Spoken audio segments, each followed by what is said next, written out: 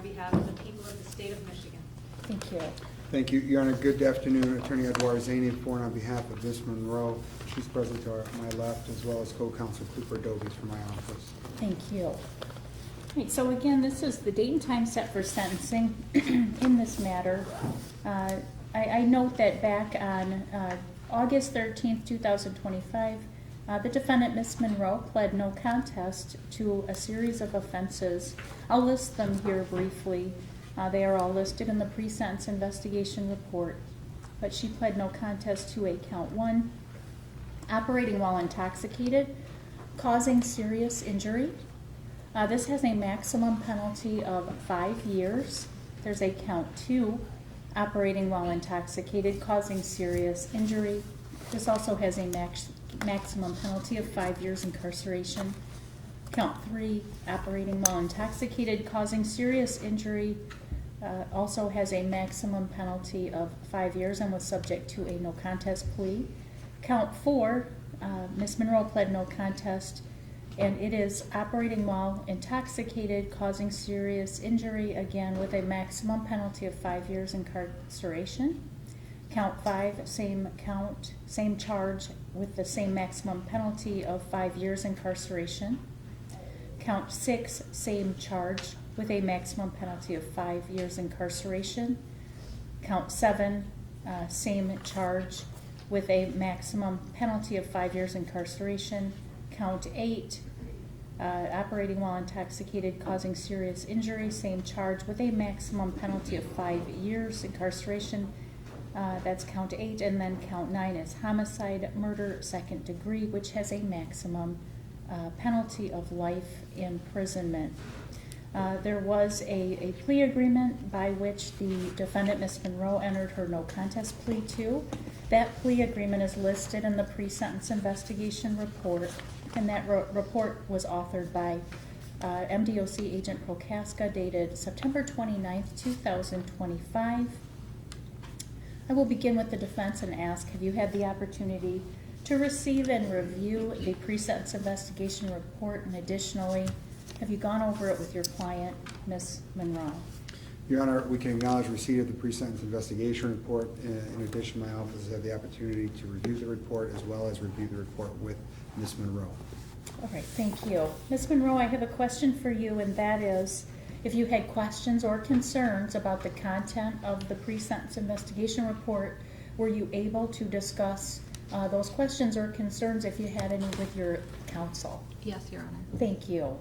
Turning to the people, Ms. Martinez, have the people had the opportunity to also receive and review that pre-sentence investigation report? We have, Your Honor.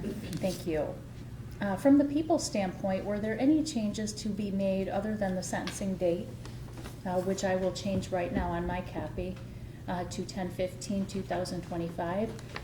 Were there any other changes that needed to be addressed in the body of the report from the people's standpoint? Your Honor, in consideration of the additional 6 days it's been since the, 8 days it's been since the original sentencing date, the defendant is now entitled to 515 days credit versus 507 days credit. Is there any objection to adding those additional days of credit from the defense? No, Your Honor. All right, thank you. We will add those 8 days and indicate on the report that Ms. Monroe is entitled to 515 days of jail credit. Are there any other changes that need to be made to the body of the report? Your Honor, on CFJ 284, page 8 and 9, it carries over.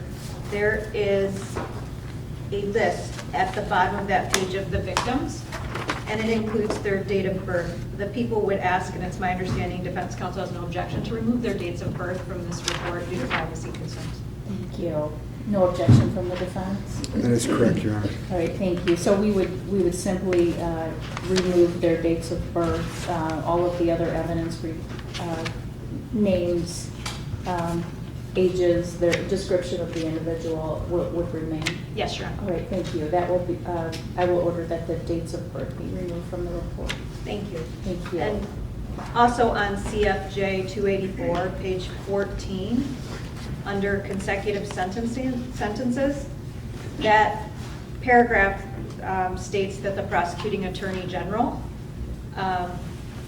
that general needs to be removed. Obviously, we're just the prosecuting attorney.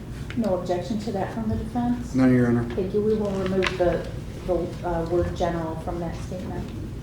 There are no other changes to the body of the report from the people. Thank you. From the defense, were there any changes to be made to the body of the report? Yes, Your Honor, point the court's attention to CFJ 284, page 7, the first paragraph under recommendation narrative. It's the second line. The court will note, and it reads that the defendant made a decision to consume alcohol, get behind the wheel of the vehicle, and in turn took the lives of several people. And that should indicate 2 people. I believe that's without objection from the prosecutor. No objection. All right, we will change several to 2. Thank you. Other than that, we find no additions, corrections, or deletions other than those that's been stated on the record. All right, thank you.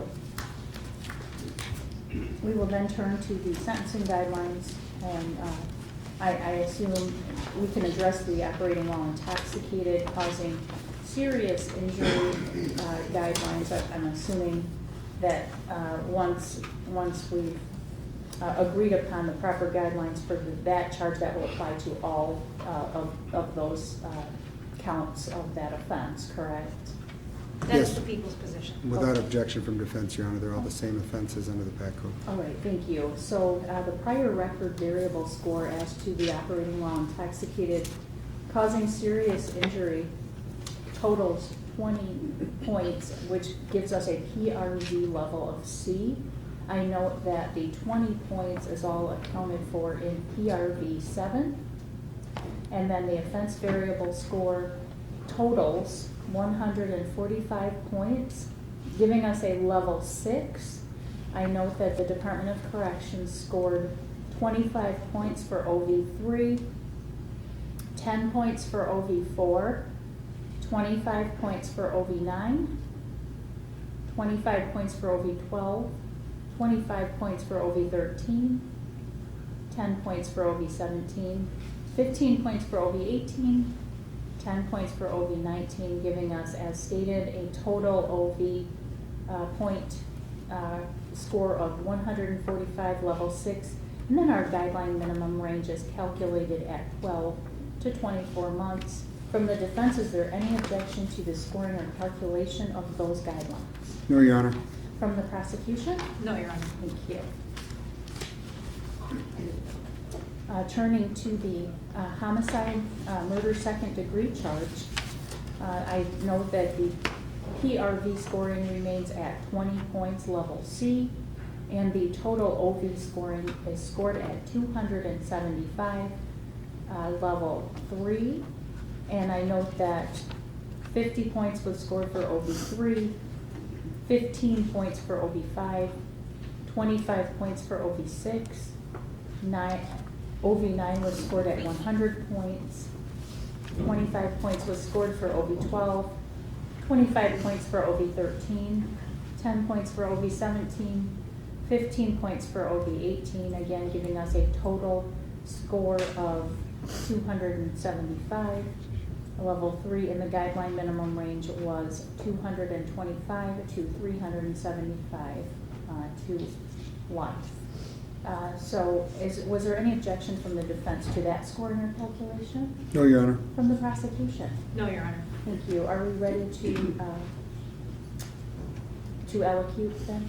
We are, Your Honor. All right, then I will note before we do, Ms. Monroe, in determining the appropriate sentence in this case, this court must consider a number of factors, including the seriousness of the offense that you've committed, your criminal history, the statutory penalty, the cost of confinement, the sentencing guidelines, the report and recommendation of the probation department, as well as what is and what will be stated on the record today.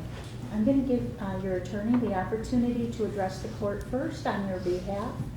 Once your attorney has addressed the court on your behalf, you will also have the opportunity to address the court if you wish, followed by the prosecution, and if there are any victims here who have come to address the court, they will be invited to do so as well.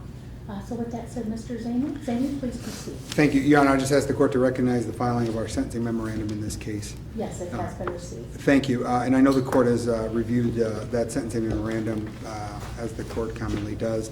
And I think what is often the challenge is to find the right words for every situation when presenting a client to the court. And I think we were best able to do that in the sentencing memorandum. I believe the sentencing memorandum, which we're going to ask the court to incorporate into its decision here today by virtue of our position, is one that takes into account all of the sentencing factors that the court should consider.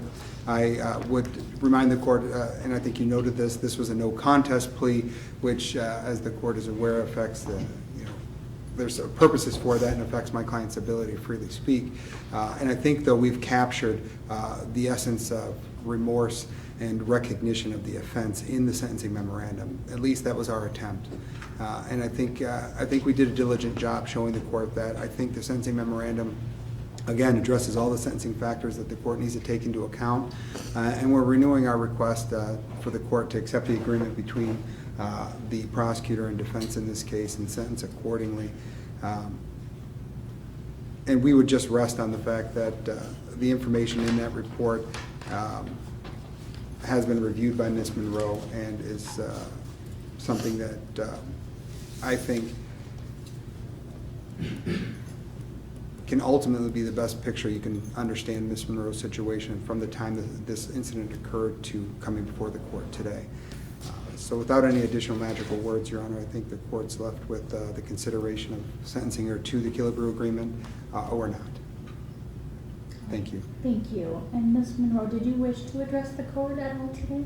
No, Your Honor. Thank you. All right. I would ask then that defense, Ms. Monroe, Mr. Zaney, Mr. W. be seated. I will call the prosecution up and ask if there are any individuals, any victims here who would like to address the court before the sentence. Yes, Your Honor. At this point, we have 10 people who would like to address the court today. The first one would be Jennifer Evans. All right, Ms. Evans, please come on up.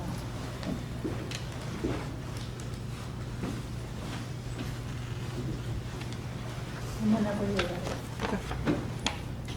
My name is Jennifer.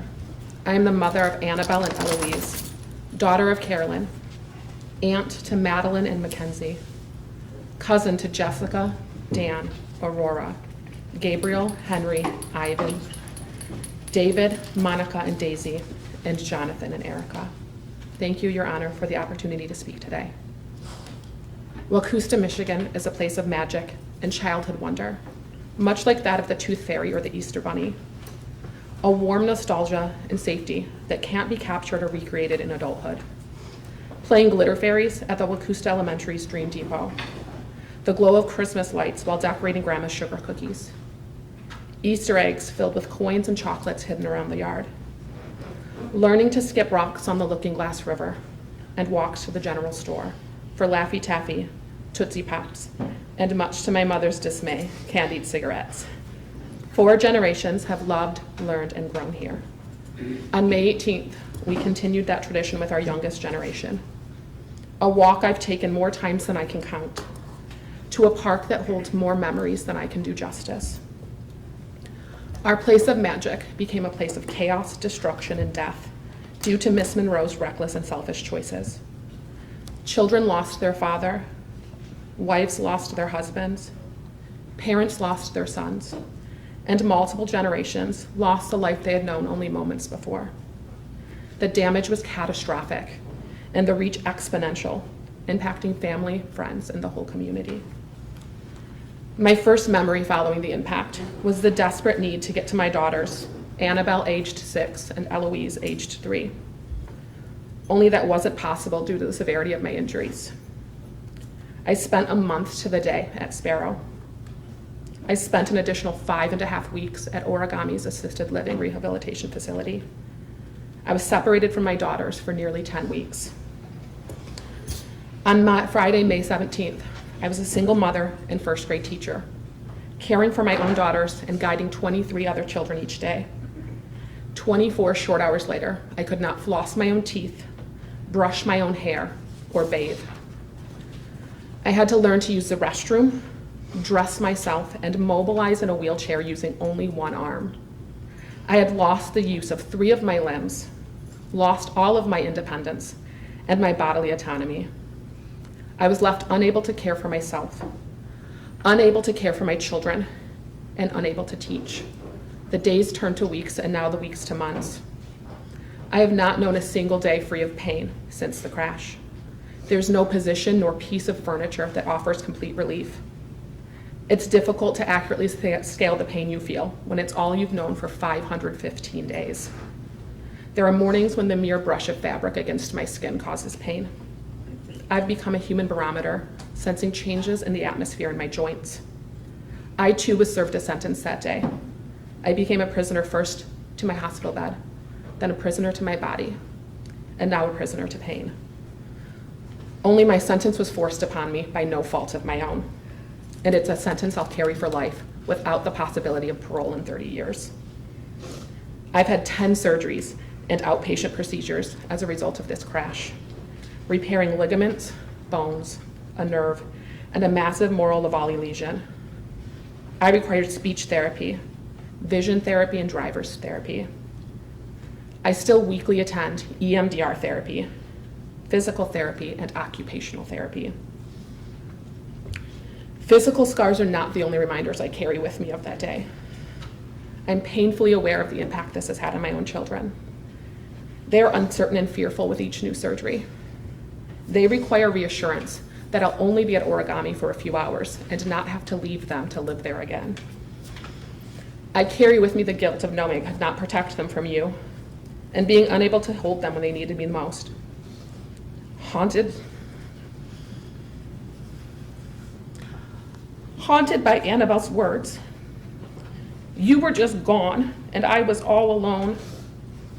6 years old and terrified, before being loaded into the ambulance alone with her 3-year-old sister, helplessly watching as Eloise's dress was cut from her broken and battered little body. My daughters survived the unimaginable, and now had to navigate their injuries, grief, and trauma without me there to tuck them in. Not until July 17th was I able to comb and braid their hair. I missed Annabelle's kindergarten graduation and only concert of the school year.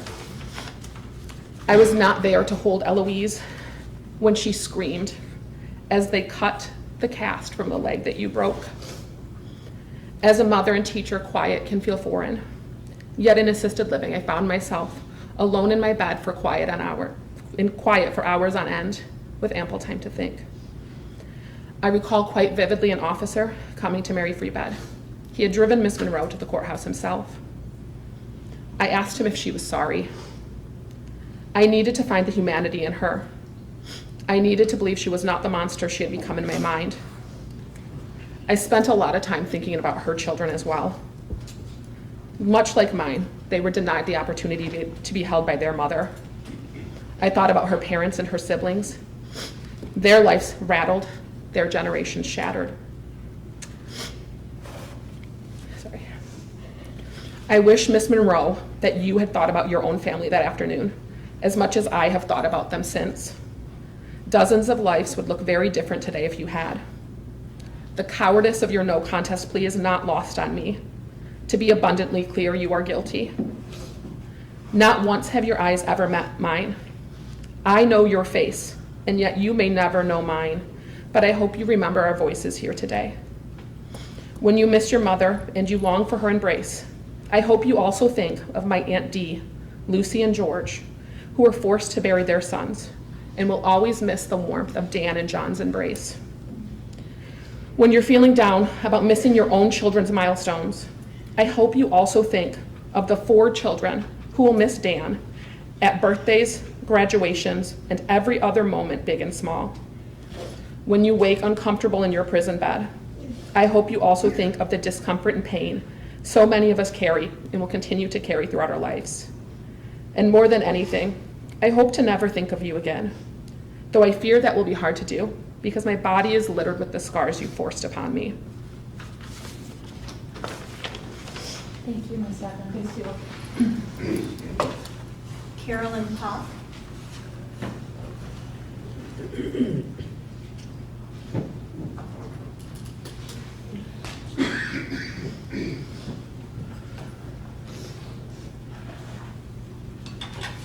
Is it Miss Pot?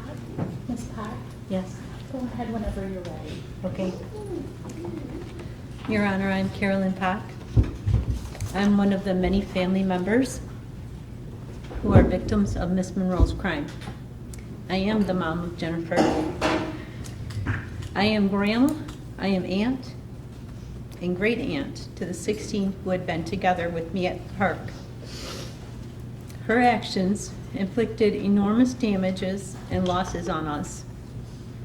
As my love for my family and empathy for each member is such an integral part of my identity, it has been hard to compose this letter.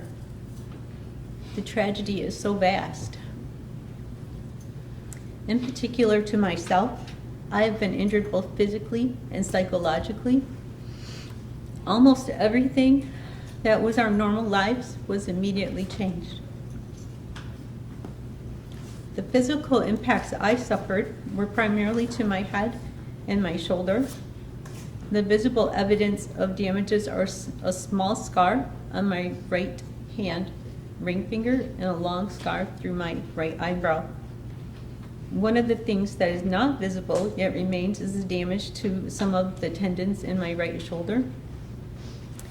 Nor do you see the facial nerve damage and the damage to my visual, vestibular, and neurological systems.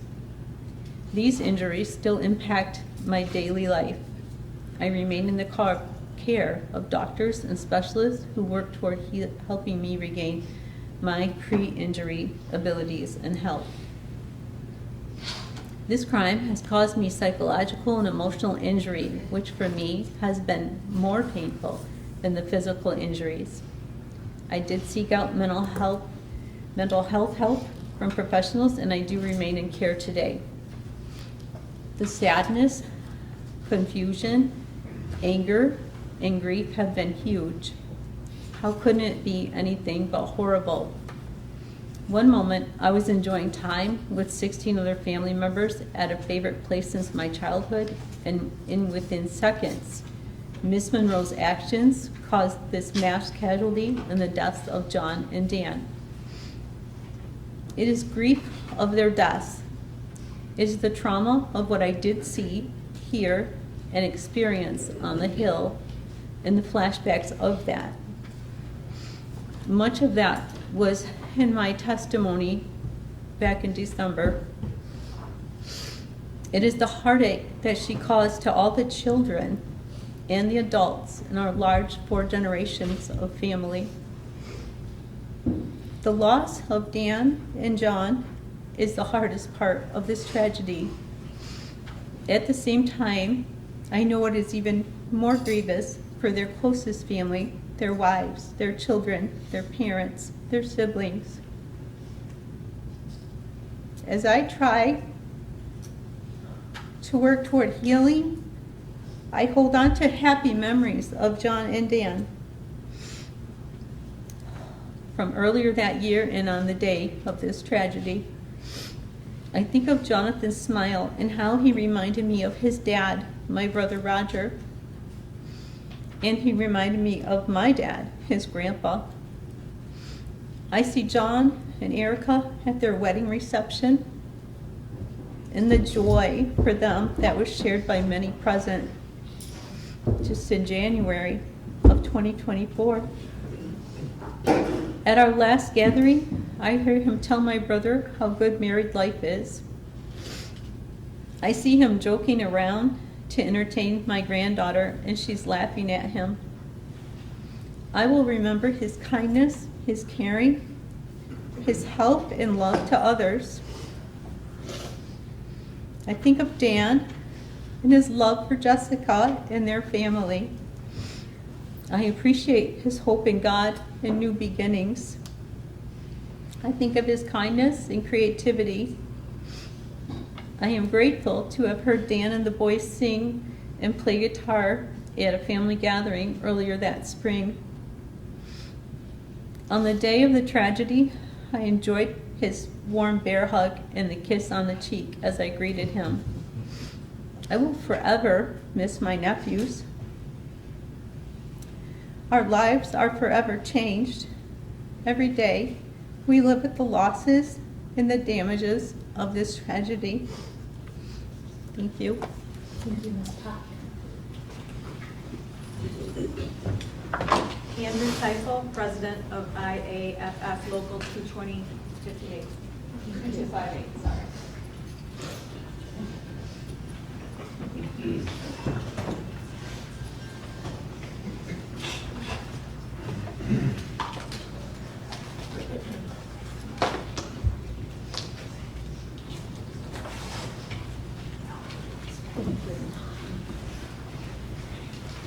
And I know, would you please, before you begin your statement, would you please state and spell your name, just for our record, please? Sure. Andrew Tiefel, T as in Tom, I-E, F like Frankie L. Thank you very much. Yes, Go ahead, ma'am. whenever you're ready. Okay. Your Honor, please allow me some leeway as to the length of this statement.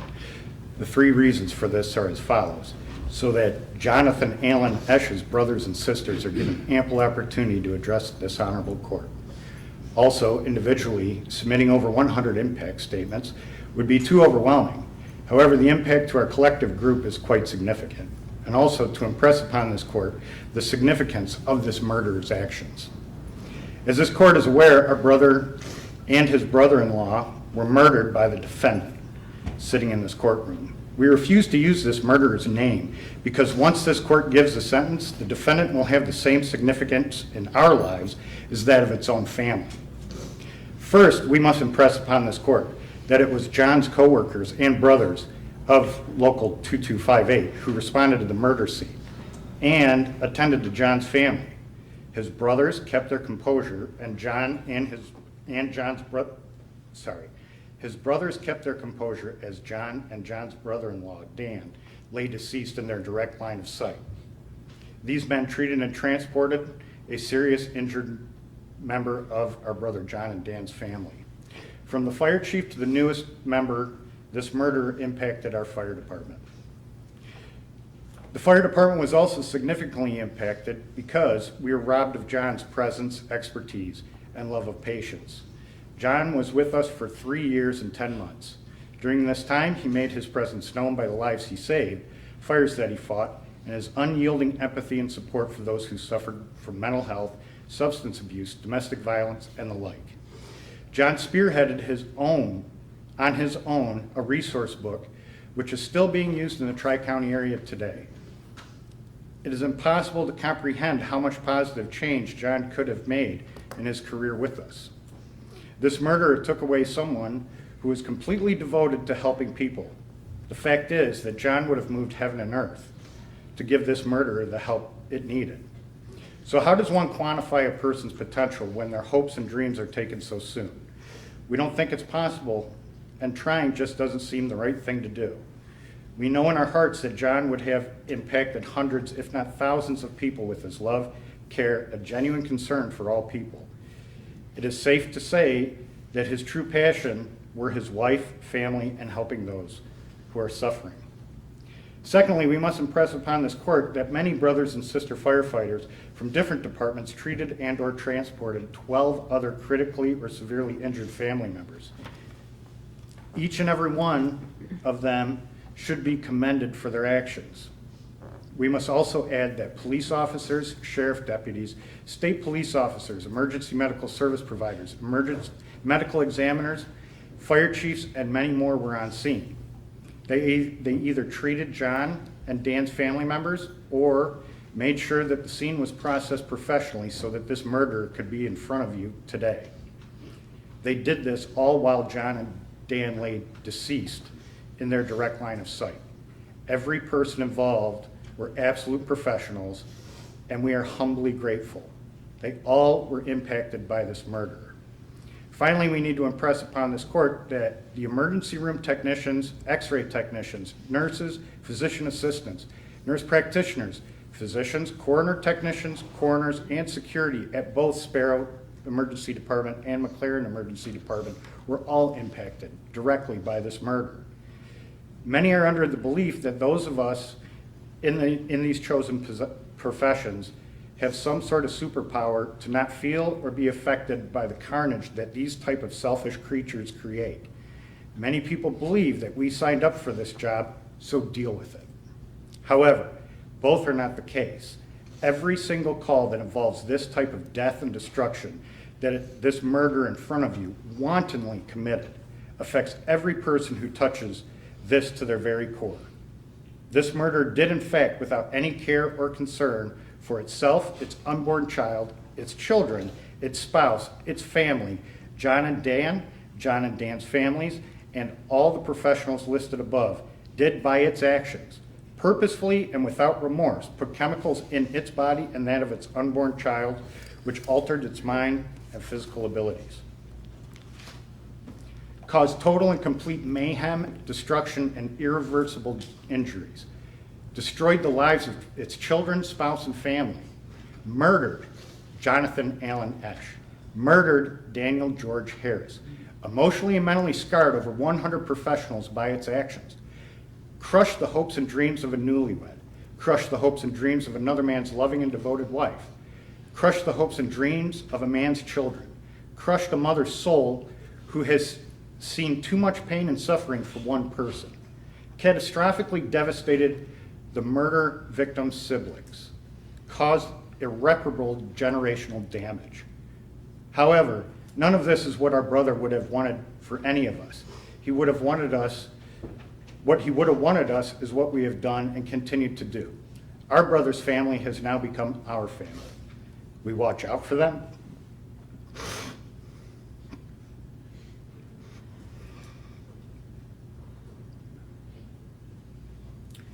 We reach out to them. We share time with them. We will not allow this to dictate our future, nor how we live our lives. We will honor John by continuing to treat patients as though they were our own family. We will never forget his legacy and the example of what a firefighter should be. Most importantly, we will not be victims to this murderer's actions. We will flourish and prosper as we always have under extreme circumstances. So what can I say about John that has not already been said by so many? Although this court deserves to hear what we deeply feel about our brother John, this murderer in front of you does not. So we will be silent on this matter. We will be as silent as this murderer's pleas for help in the darkness of its cell. We will be unyielding in our silence, as the unyielding loneliness that awaits this murderer when it's forgotten by its children, spouse, family, and friends. Our silence will be as eternal as the self-hate and self-loathing that this murderer is and will experience.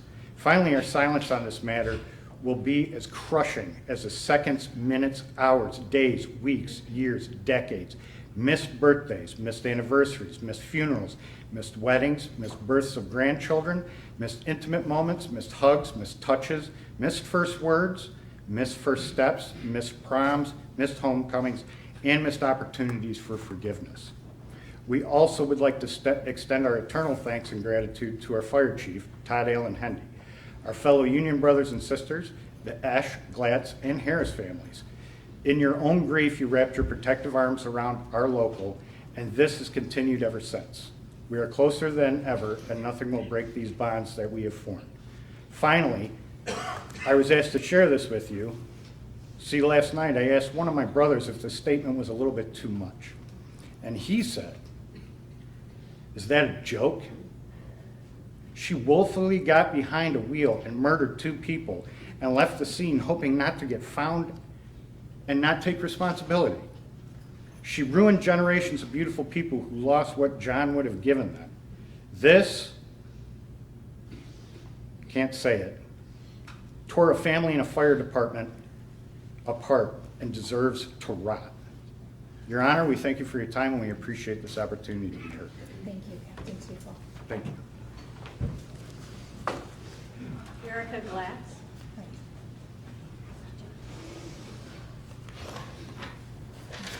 Ms. Glatz, whenever you're ready. Ashley, this date marks the end of your power over our healing and will be the last time I have to think about you for at least the next 30 years. As we read our statements today, I ask you to remember this.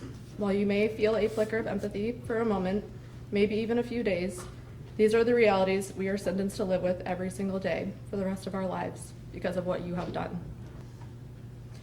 I will try to keep my statement fairly short today, not for your sake, Ashley, but for the sake of making sure all our voices are heard. We have a limited amount of time, and there are far too many victims that deserve to be heard. Ashley, your decision to drink and drive destroyed many lives and prematurely ended two. Your actions killed my husband, John, and my brother-in-law, Dan. Two incredible men, two people who were loved, two lives that mattered, two humans that deserve so much better than the fate you gave them. Gone because of you. John was a firefighter and a paramedic, someone who devoted his life to saving others, to running towards danger when others ran away. John was a wonderful provider to all of his patients, but he took a special interest in caring for medically vulnerable patients. These included patients experiencing home and food insecurities, those suffering with mental health ailments, and patients with substance use disorder. These are the patients that are all too often given up on by the medical community. They are often assumed to be lazy or unwilling to improve their current situation. Almost after every shift, John would come home and tell me about a conversation he had with one of these patients. Not a medical conversation, but a human conversation. He knew that taking the extra time to ensure these patients felt seen and valued would improve their trust in the medical system and hopefully support them towards healing. There was one patient in particular that was well known to the department. He suffered from home insecurity and substance abuse. Every time John was on a call involving this patient, he would sit and talk with him about life. He didn't interrogate him on why he relapsed or scold him on not complying with treatment plans. Eventually, it was John who convinced him to check into rehab after decades of substance use. He saw patients as people and believed that everyone deserved to be treated with respect and dignity. And yet, just months later, it was a drunk driver who took everything from him. It was a drunk driver who drove away, leaving him lifeless on the side of the road. Where was the respect and dignity that John deserved?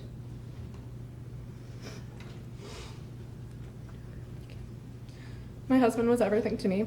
He wasn't just my partner, he was also my best friend, my future. He was an incredible musician, a talented cook, and had the biggest heart, especially when it came to animals. He often spent hours out exploring the woods with our dog, dressed in matching bandanas.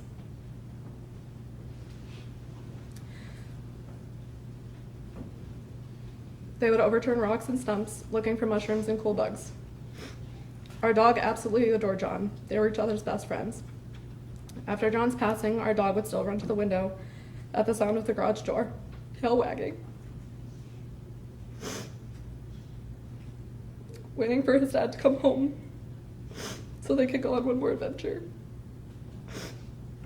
Because of you, Ashley, he never did. Working in the medical field myself, I know good people can make horrible mistakes. I can understand and empathize with someone who has made a mistake. But Ashley, this was not a mistake. This was a series of selfish, deliberate choices. You chose to drink while pregnant. You chose to drive. And perhaps most vile of all, you chose to run over an entire family and then flee. You hit us and kept going. You didn't check if anyone was alive. You didn't call for help. You left John, you left Dan, and you left my family in your wreckage. I'm haunted every single day by the memories of that moment. At night when I try to fall asleep, I relive it all. The screams of children, their pleading voices asking me to tell them it wasn't real. I see my sister-in-law with terror in her eyes trying to perform CPR despite her own injuries. I feel my throat getting dry from screaming John's name. Again and again, hoping that if I screamed loud enough, he might wake up, but he never did. The days are no easier. I live with daily flashbacks. I feel the broken pieces of my leg grinding together, just like they did when I used my arm as a splint that day. Sometimes I think I see John in a crowd, and then just as quickly, I see his face lying lifeless in the morgue. This is the reality you've created for me. These are just a few of the haunting memories I'm left to carry, but you, Ashley, don't have to. You had the privilege of driving away. We didn't. No amount of alcohol can justify abandoning people you just mutilated or murdered. This was not intoxication, this was inhumanity. As for your consequences, your prison sentence is merciful compared to the lifetime of suffering you forced upon all of us. You may eventually walk free. We, however, will never be free from what you've done. Our loss will span decades, lifetimes, and generations. Ashley, you made me a 28-year-old widow. In a bed John and I once shared, I wake up alone. In a home once filled with his laughter, I come home to silence. I live with the memories of the life we once had and the now empty space where it used to be. We had dreams of starting a family. John wanted nothing more in this life than to become a father. He talked often about adventures he would take our future kids on, and we would both nervously laugh, knowing they would likely have his dangerous combination of intelligence, energy, and curiosity. Ashley, not only did you take this dream away from John, but you took away my chance to watch him become the father he deserved to be. Even after your selfish decisions to intentionally endanger your own child, you still got the chance to bring life into this world. John will never get that, and he deserves so much better than the fate you dealt him. I'm not here to seek vengeance, but I am here to hold you accountable. Nothing that happens in or out of this courtroom will bring John and Dan back. But I needed you to hear my voice and know what your decision cost me, what it cost John and Dan and everyone who loved them. Ashley, while I carry this loss with me every single day, I hope you carry the truth of what you did for the rest of yours. May prison treat you with the same level of kindness that you have shown the people you left for dead. I ask this court to impose a maximum sentence. Due to the level of physical and emotional turmoil Ashley has left our family to carry, even after the day she destroyed and ended lives, she has inflicted more anxiety and pain through her legal decisions. She has shown that her selfishness was not a one-off, but is a core part of her personality. She has shown absolutely no remorse for the pain she has caused us. She does not feel sorry for us, but she certainly does feel bad for herself. How someone remains so self-centered after causing the amount of pain to others is beyond me. But I do know that this type of person will only cause more pain to others if given the chance. Keeping her behind bars is what is best for her children, my family, and the safety of our entire society. While she begins her sentence, our family will finally be given the chance at a new chapter, one focused on healing, honoring our loved ones, and rebuilding a future in their memory. We will move forward with the strength, love, and compassion that John and Dan lived by every day. Thank you for your time. Thank you, Dr. Dee Esch, who's the mother of multiple victims. And mother.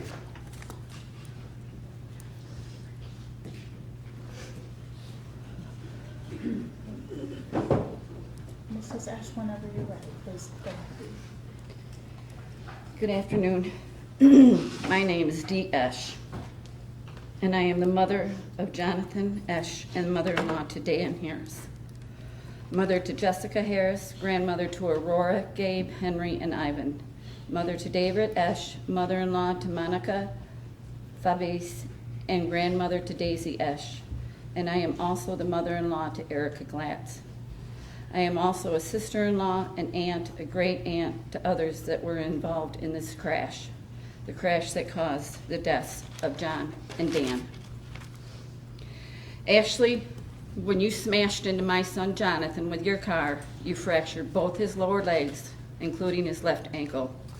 Ashley, you shattered both sides of his skull, the sides and the back, which led to a brain bleed.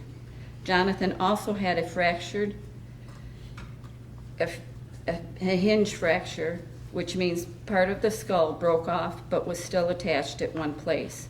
So essentially it could swing back and forth like a door. This also caused a brain bleed. Ashley, you broke Jonathan's pelvis on both sides, and there was a fracture on the piece of bone that connects to both sides of the pelvis. Basically, Ashley, you broke the bone under the groin. Ashley, you caused pulmonary contusions, which is a high impact trauma on the lungs, sort of like a concussion on the lungs. Also, Ashley, you caused many scrapes, cuts, and bruises all over John's entire body. Ashley, your selfish, irresponsible, negligent actions caused all of this that day that you decided to drink and drive. Jonathan was an amazing person. He loves his family, he loved his friends deeply, and he also loved animals. Jonathan was kind, funny, cared for others. He decided to become a firefighter paramedic when his father passed away because he wanted to help people the way we were helped the day his father died. Jonathan was only 30 years old when you killed him, Ashley. Oh, not killed him. You murdered him. Let's get that straight. He had only been married to his wife Erica for 5 months. They planned on having children. Ashley, because of you, I don't get those grandchildren. Because of you, Ashley, I don't get any more Christmases, Thanksgivings, birthdays, no more holidays, period. I miss Jonathan's smile. I miss Jonathan's laugh. I miss his hugs. I miss him stopping over for a hug. I miss the sound of his voice just saying, "Hi, Mama," and "I love you, Mama." Because of you, Ashley, I will never hear "it's a boy" or "it's a girl, Mama." Ashley, because of you, all I can do is dream about Jonathan. And in those dreams, all I can do is try and hug him, and every time he turns and disappears. Ashley Monroe, you are a murderer. You murdered my son Jonathan by your willful disregard for human life. You knew it could happen when you drove drunk, but you didn't care. You didn't even care about the life you grew inside you. You drank alcohol, put the keys in your car, and drove until you were stopped. But only after you irrevocably changed my family's life forever. Make no mistake, what you did was murder. You are a murderer. One day you will walk out of prison. My sentence only ends when I meet my son in heaven. Now I'd like to talk about Daniel Harris. When you murdered Daniel Harris, you murdered the father, a son to a father. You murdered a wife's husband. You murdered the kid's pops. You murdered a son-in-law to a mother-in-law. You murdered a brother's brother. You murdered a brother-in-law. You murdered an uncle to nieces and nephews. You murdered a nephew to aunts and uncles. You murdered a cousin of cousins, and you murdered a friend of many friends. Sorry, I forgot one thing that I need to add. When you murdered Jonathan, you murdered a mother's husband. You murdered a wife's husband. You murdered a son-in-law to a father and a mother. You murdered a sister's brother. You murdered a brother's brother. You murdered a brother-in-law's brother. You murdered an uncle to aunts and nieces, or nieces and nephews. You murdered a grandmother's grandson.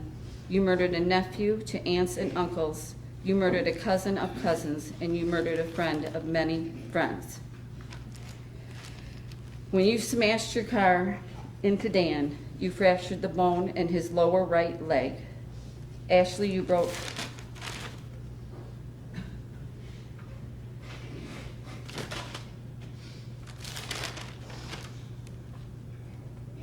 Did I read that she lowered? She broke both his legs. Did I read that? Ashley, I need to go back. Ashley, when you smashed your car into Jonathan, you fractured both his lower legs, including his left ankle. You fractured both sides of his skull, including the front and the back, which went to a brain bleed. Did I already read this? I believe you did, yes. Okay, I will go on with Dan then. I apologize. Not a problem. When you smashed your car into Dan, you fractured the bone in his lower right leg. Ashley, you broke 6 of Dan's ribs. Ashley, you completely broke Dan's T9 vertebrae, which is a bone in his mid-back, and with that, Ashley, you severed a major artery. Ashley, you fractured Dan's pelvis and also had multiple pelvic fractures. Ashley, you fractured Dan's skull, causing a brain bleed. Ashley, you hit Dan so hard that you separated the base of his skull from the top of his spine, which caused his brainstem to rupture. Ashley, you also caused pulmonary contusions. His lungs were bleeding. Dan also had bleeding in his chest cavity. Ashley, once again, you, with your selfish, irresponsible, negligent actions, caused all of this that day that you decided to drink and drive. Dan Harris was a warm, loving, caring, funny person. Dan was an excellent husband and friend to my daughter Jessica, and an excellent pops to his children, Aurora, Gabe, Henry, and Ivan, and an amazing son-in-law to me. Dan was only 42 years old when you murdered him. Dan was an extremely likable person you could talk to about anything. He was always there to listen, never too busy to lend a hand, and always ready with a great hug. Dan was a talented artist, both with a pen and a guitar. Dan and Jessica were looking forward to life in their new home. Dan ran his own graphic design business, and Jessica was a stay-at-home mom who homeschooled her kids.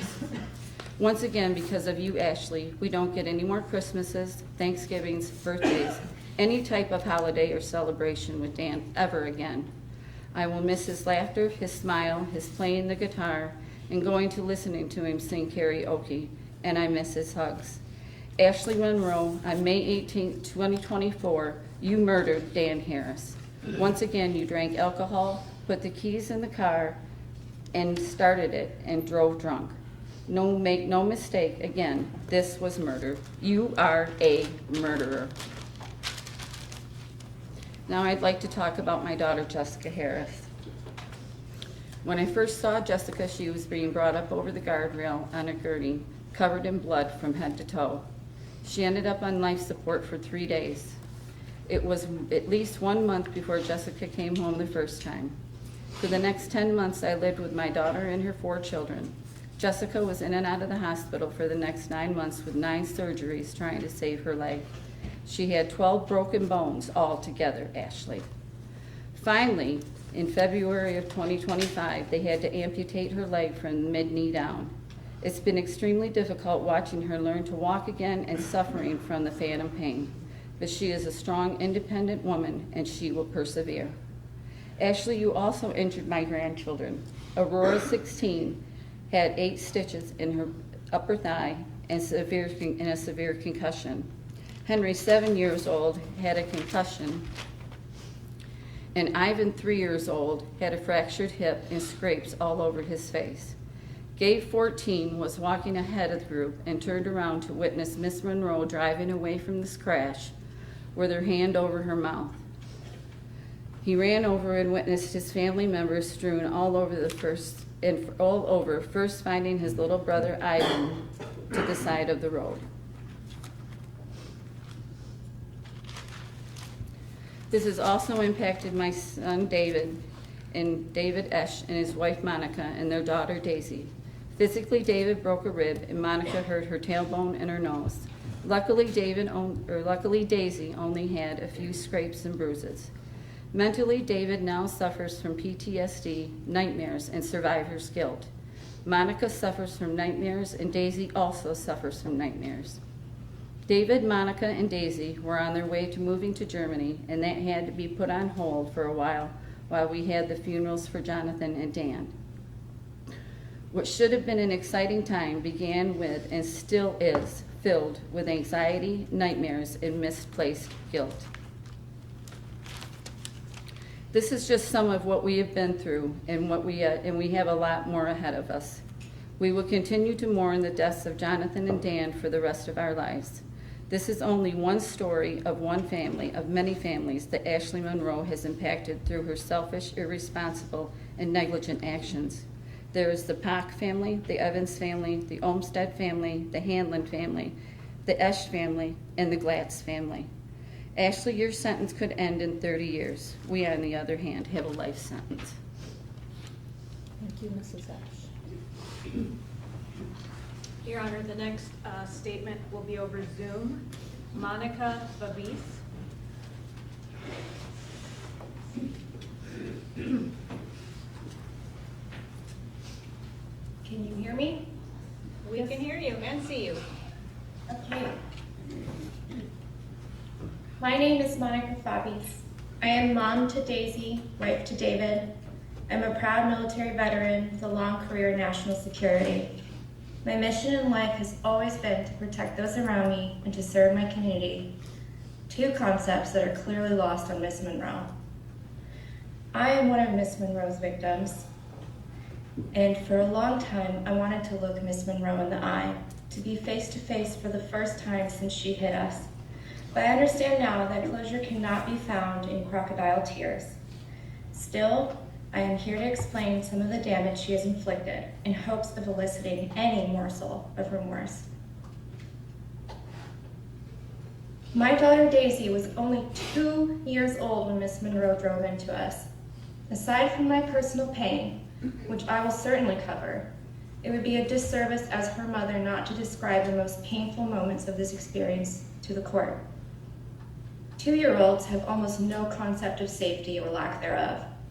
In fact, it isn't until primary school years that a child can ostensibly identify an emergency or threat to life. Daisy has a stuffed elephant named Ellie that she brings everywhere with her. When she was 2, Daisy treated Ellie almost as an extension of herself. Whatever Daisy wanted or needed, it was always Ellie asking for it. This brings me to the moment that haunts me each day out of concern for my child. After what seemed like an eternity of checking pulses, making compressions, comforting children, I came to where my daughter was sitting with her lesser injured cousins. Her tiny face, twisted in fear and confusion, looked to mine for answers as she asked me, "Mama, did Ellie get run over too? Is Ellie gone?"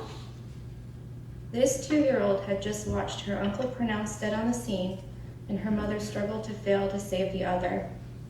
She saw her aunt's internal bodily workings exposed to the elements in such a sickeningly detailed display, only highlighted by the light of day.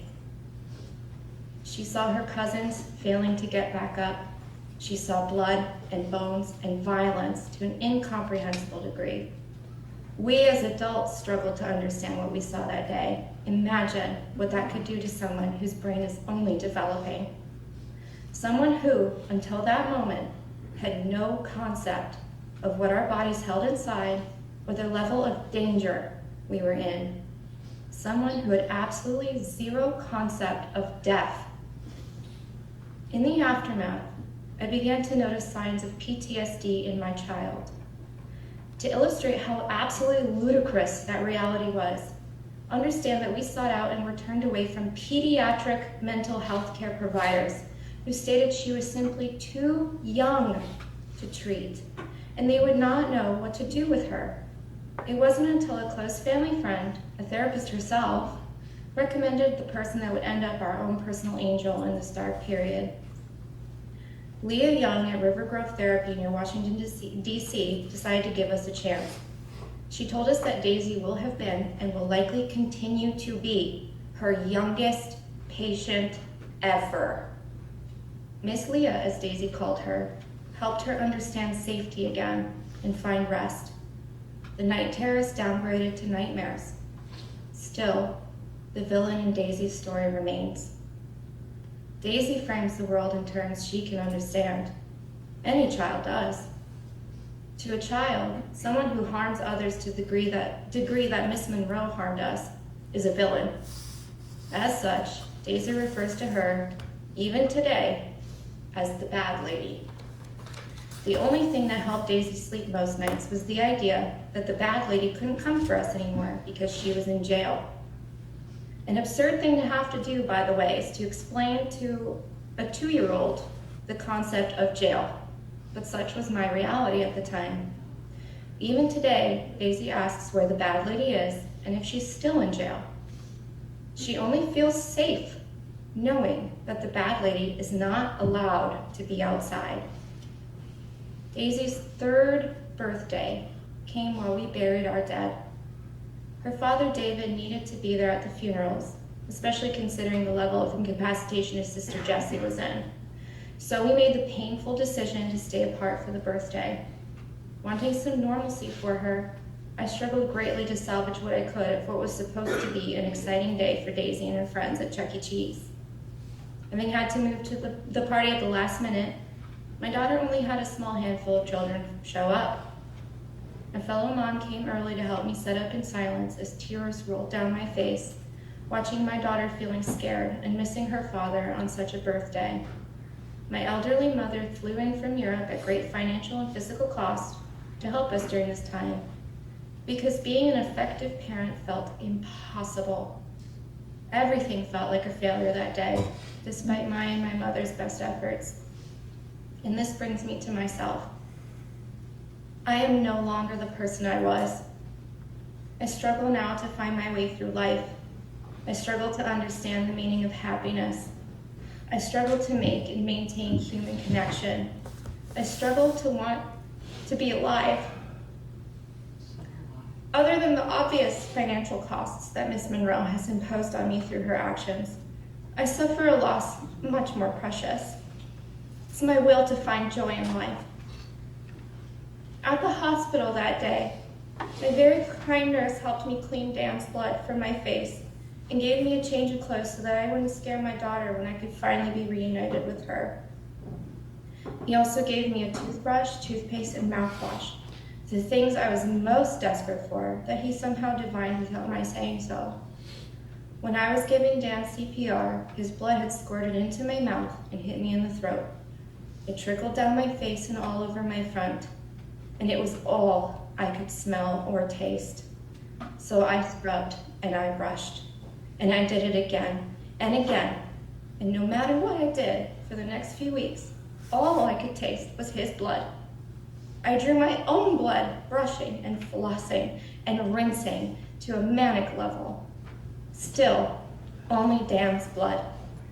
Every meal I choked down, every cup of coffee for those days immediately following, it was just Dan's blood. I should note that my phone was lost on impact. It took me weeks to recover it, and out of sheer luck and kindness of some stranger who turned it in. I was in a town I knew nothing about, alone, with a traumatized 2-year-old marooned in a hotel with no outside connection. I thought endlessly about Ivan, Henry, Gabe, and Aurora. I knew they were feeling lost and scared without a parent nearby to help. I wondered if Dave and I would soon be their parent figures. I held hope for Jessie, wondering if she was going to make it. For Jen and her sweet girls, wondering if they would soon be without their mother. I was worried for Melissa's girls, wondering what kind of bravery must have been instilled in them to react quickly the way they did. I worried for Aunt Carolyn, who had just saved her grandbabies at a cost of her own well-being in a moment of quick thinking. I imagined Erica's anguish and replayed in my head over and over her asking, "Dave, is John dead?" I couldn't stop thinking about Dee, my mother-in-law, calling Dan's mother from the hospital to tell her the news. I couldn't stop thinking and tasting Dan's blood and smelling the most putrid combination of blood and grass. I was caught in a spiral that no one helped me out of, one out of which I'm still struggling to climb. Each night, to this day, and I mean it to this day, I see Dan's face. I see the light leaving his eyes. I see confusion and pain painted across him simultaneously. It's become my nightly ritual, almost as if he is haunting me. I've even started telling him goodnight.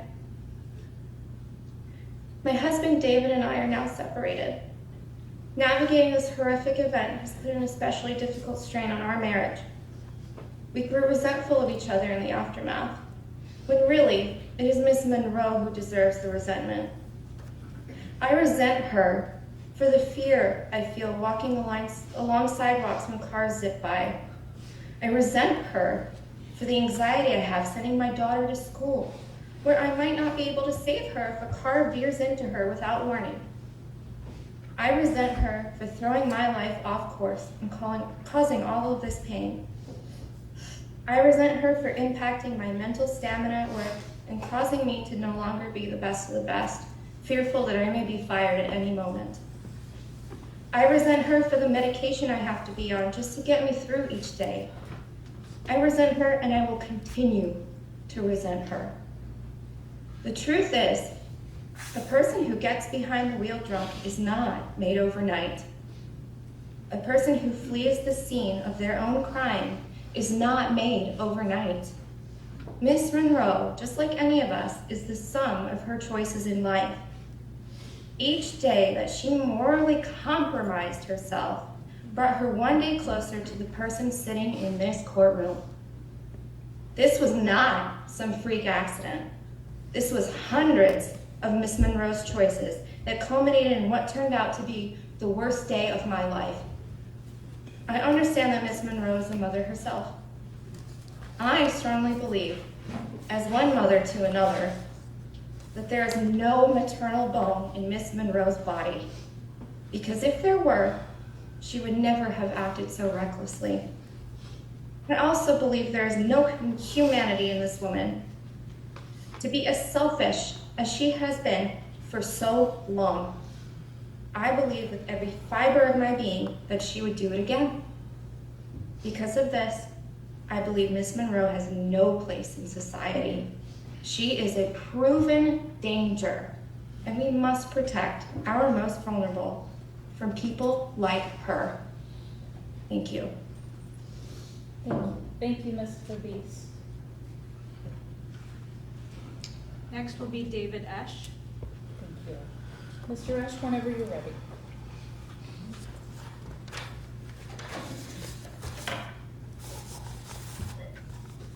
Good afternoon, everyone. Hello, Judge Barkman. My name is David Esch. I am a dad, a husband, a brother, a son, a cousin, a nephew, and an uncle to an amazing extended family, many of whom are in the courtroom today, and some of whom are no longer with us. Ask anyone who knows them and they'll tell you that the extended Esch family is full of some of the most thoughtful and kind people you've ever met. I don't exactly feel like I fit that mold anymore, but someone needs to be the jerk in the room for them sometimes. Many of my extended family members and I were struck by Ashley Monroe while leaving the park in May of last year. Ms. Monroe killed my brother, John Esch, and my brother-in-law, Dan Harris.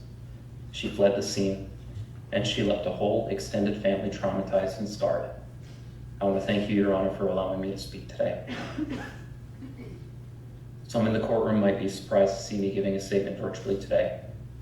I had fully planned on attending in person on the 7th when we were originally scheduled to do the sentencing hearing. I had made travel arrangements, got a flight, hotel, rental car, the whole 9 yards.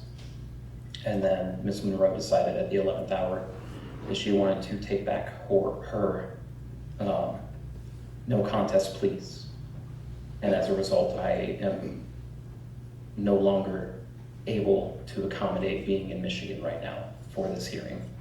I can't be in the room sharing the space with my extended family. I can't feel some of their warm hugs. But it's honestly not a total loss. I feel like right now this gives me the chance to take back some semblance of control over my life from Ms. Monroe.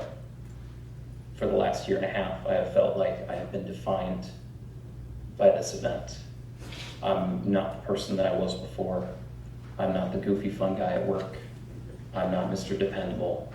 I'm the guy who was hit by a car, lost his family members, and am now feeling guilty over it.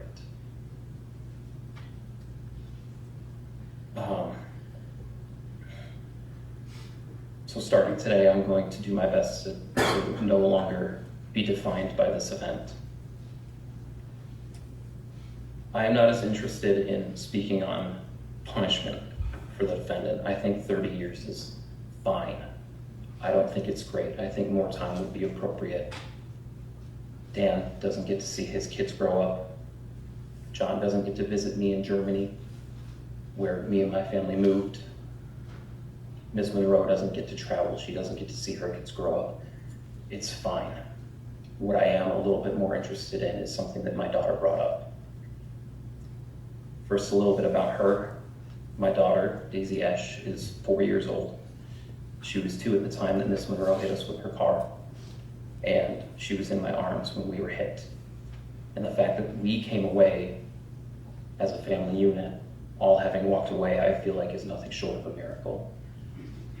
By my estimate, we went about 15 feet from where we were standing to where we landed.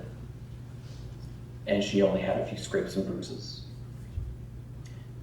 She wasn't unscathed, however. She suffers from nightmares still. She rarely sleeps alone. She still tenses up when we're near traffic. and she is not quite as independent as she was before. Ms. Monroe gave that little girl PTSD, anxiety, chronic nightmares, and grief before she even turned 3. I asked Daisy what she would like to say to Ms. Monroe if we could talk to her, or the bad thing. I got a very concise answer. Daisy said, "That lady should say sorry to us," and I wholeheartedly agree. The thing is that I don't think that people can truly be sorry for what they've done until they've taken the time to understand the full extent of the damage. What we are getting right now with my family here at the sentencing hearing, everybody getting about 10 minutes, I'm sure it's barely scratching the surface. I think if Ms. Monroe ever has any interest in atoning, doing what's right, making amends, the place she needs to start is giving her victims the space to have their real say. If she wants to know more about John, about Dan, about my experiences, about Daisy's experiences, I would like Ms. Monroe to know that my door is open. I will happily sit down with you and tell you everything, because what you're getting today is nothing compared to what our realities have been. That is with the caveat that I don't think Ms. Monroe is the type of person to do that. Just based on what we've seen from her character so far, pleading scene, attempting to withdraw her plea at the 11th hour, drinking and driving in the first place, continuing to drive despite showing clear signs of impairment. I really don't ever expect to hear from Ms. Monroe.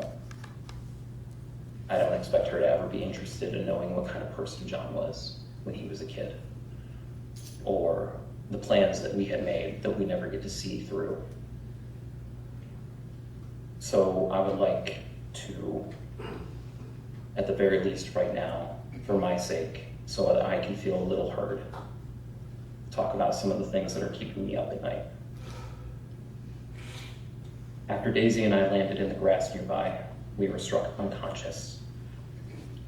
The first thing I remember when I came to was seeing my wife attempting triage on my brother-in-law, Dan.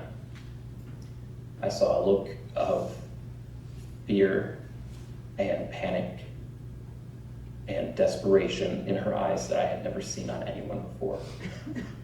And I know I will never forget that face. I didn't know what to do. I was disoriented, confused, and scared. So I started coaching myself. The first thing I said was, stand up, find John. John will know what to do. He can tell you what to do so that you can help. I turned around and I saw my little brother splayed out in the grass, lying still. I couldn't even go check on him. I assumed he was dead, but I couldn't bring myself to check. At this time, I still had Daisy in my arms. She was in my arms when we were hit.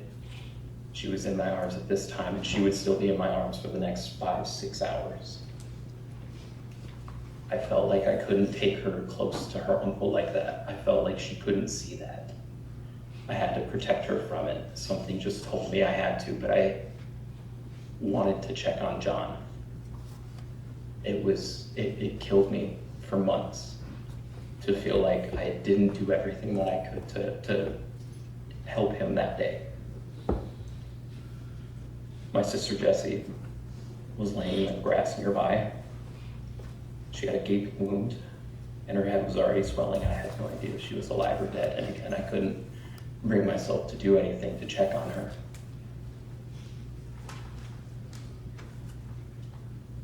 The only thing I felt like I could do was just console the kids. So I walked over to that part of the hill where Melissa's children were sitting, where Henry was sitting.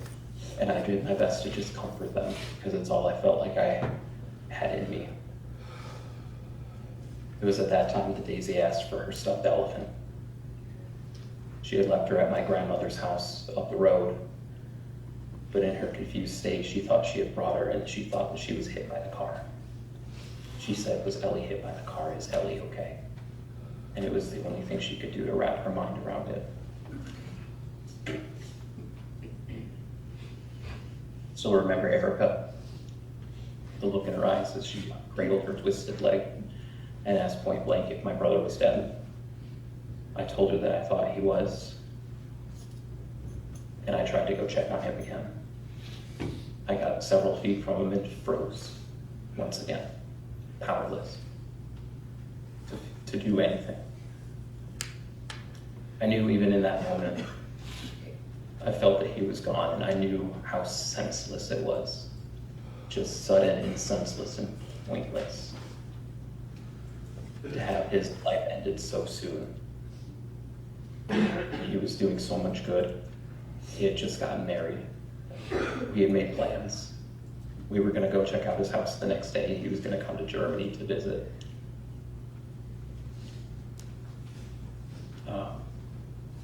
After that, we loaded up into ambulances. The kids outnumbered the adults, so we had to split everybody up.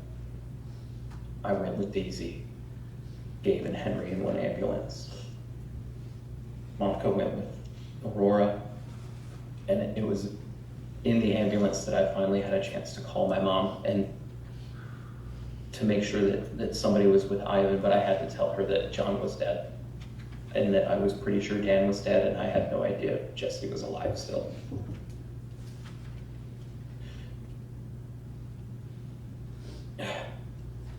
We found out later that night that Jesse was in critical condition, and Monica and I talked right then and there about what we were going to do. We had agreed that we were going to quit our jobs and move to Michigan and do everything we could to be there for those kids. And that's a conversation I never thought I could have. Nobody should ever have to have. After getting discharged very early the next morning, I didn't sleep. Every time I closed my eyes, I felt the impact of the car. I heard Monica's yelp. I felt the vibrations in my entire body, and I heard the sound. I heard the scream. I saw Dan as he was beginning to pass. That feeling of powerlessness, knowing that a stranger can come along at any moment and do that to your family and make no mistake, it's not lost on me that Daisy and I could have died. The difference between life and death for me and that little girl that you're seeing on that screen was a couple feet left or right. We could have been killed. That sense of powerlessness doesn't go away. That feeling of frustration that you can't protect your kids doesn't leave. I broke the news to my niece and oldest nephew the next morning. I had to let them know that their papa and Uncle John were dead, and nothing can prepare you for that. When Jessie was awake and extubated, I broke the news to her too. She was in literal disbelief, disoriented, and furious. And I hate that Miss Monroe made me do that, but I didn't want Jessie to hear it from anybody else. I cried myself to sleep nearly every night for weeks from the pain of the broken rib.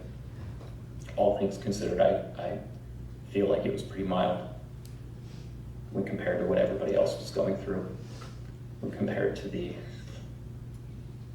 anguish, the mental anguish, the anxiety, PTSD, the loss of life, the grief, compared to what everybody else was going through at home. I walked away feeling immensely guilty. My family was gathered that day to say goodbye to me and my wife and my kid because we were getting ready to move to Germany. I know it doesn't make sense for me to feel responsible for what happened, but I think it's just the reality of this experience, they were there because of me. Everybody is still at home suffering because of what happened, and I can't be there to be with them. And that's not fair. That day was supposed to be something beautiful. I saw my daughter playing with aunts and uncles that I played with when I was her age, in the same yard I played with, at the same park I played in. And it was ruined, and it became the worst day of our lives. Daisy still carries the trauma with her. She still barely sleeps alone. She knows more about death than most kids her age. She used to ask about Miss Monroe all the time. She was a big part of Daisy's life. Now I think Daisy focuses a little more on asking about her uncles, where they are now. Do I miss them? She asks about her Aunt Jessie and her cousins and if they're doing okay. She's curious about what happened, but Miss Monroe is becoming less and less part of the conversation, which is how it should be. It brings me a bit of comfort to see that she is still strong, empathetic, and curious, despite what Miss Monroe did to her. I am beyond tired of carrying the guilt and trauma inflicted on me that day. This has been an open wound for a long time, and I'm choosing now to move on. I will continue my career in service of our country and do my best to honor John and Dan. I will give everything I have to building myself up, being the best father, husband, brother, uncle, cousin, son, etc. that I can be. I'll raise my daughter to be caring and responsible. I'll make sure that she knows she's loved, and again, to the defendant, to Miss Monroe. My door is open if you want to know more, but I'm not holding my breath and I'm moving on. Thank you to the court for your time. Thank you, Mr. Ash.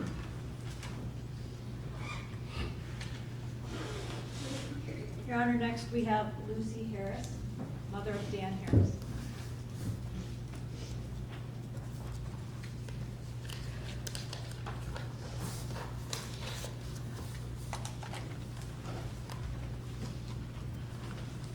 Afternoon, Mrs. Harris.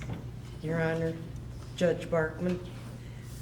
First, before I speak, I'd like to thank the court, Deb and Tony, the prosecutor's office, all the Clinton County Police Force here in the court, and the responders, also the emergency crews who took our families to the hospital, people who stopped to help.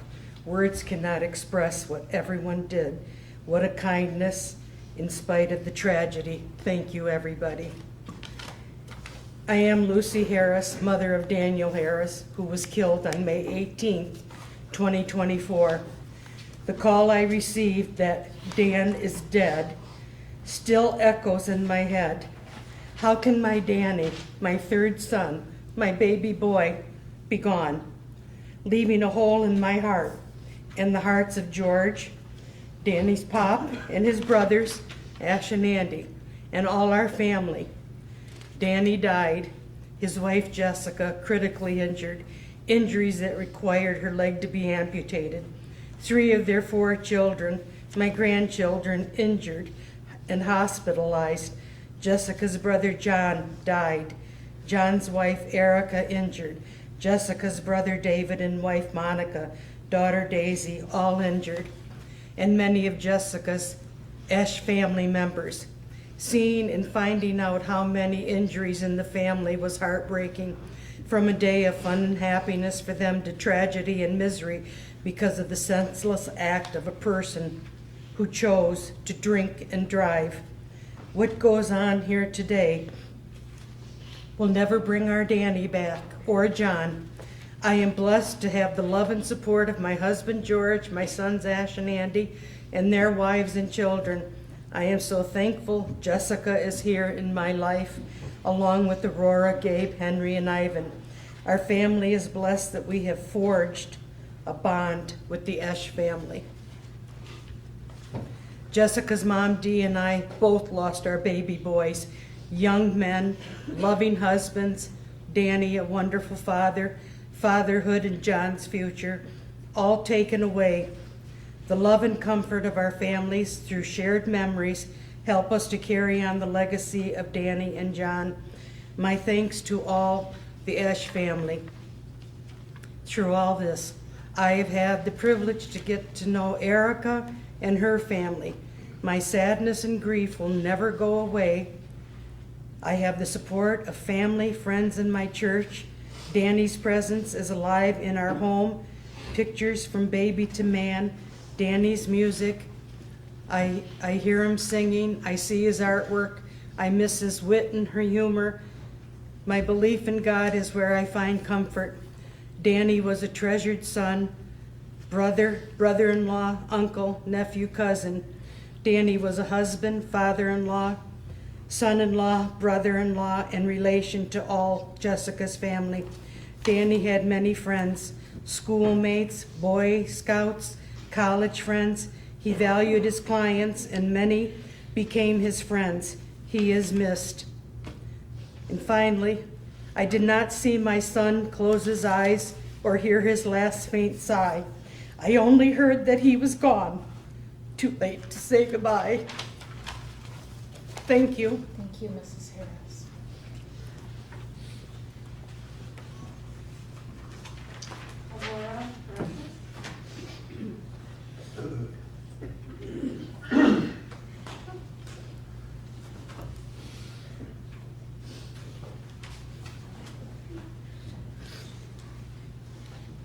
Aurora, whenever you're ready. Good afternoon, Judge Barkman. My name is Aurora Harris. I am 17 years old, and I was 16 when we were hit. I was Dan Harris's daughter. I called him Pop. I was also John Esch's niece. He was my uncle on my mom's side. And I was one of the people hit by Miss Monroe. I have pretty vivid memories of the day we were hit. I remember walking to the park with my family and standing next to my younger cousins on the side of the road. I tried to get picked up from my pop. He'd always walk on the side of the sidewalk closest to the road in order to protect me or my brothers or mom from any incoming cars that might have hit us. I remember playing at the park with my cousins and having this realization that I was the cool older cousin I always looked up to when I was their ages. I remember pushing my little cousins on the swings and laughing. I remember walking up the hill towards the road right beside my mom and pop. The last memory I have that day before blacking out was one of my cousins, Daisy Esch, being called her first, middle, and last name by my uncle David Esch, and laughing. The next thing I knew, I was on the ground on my back.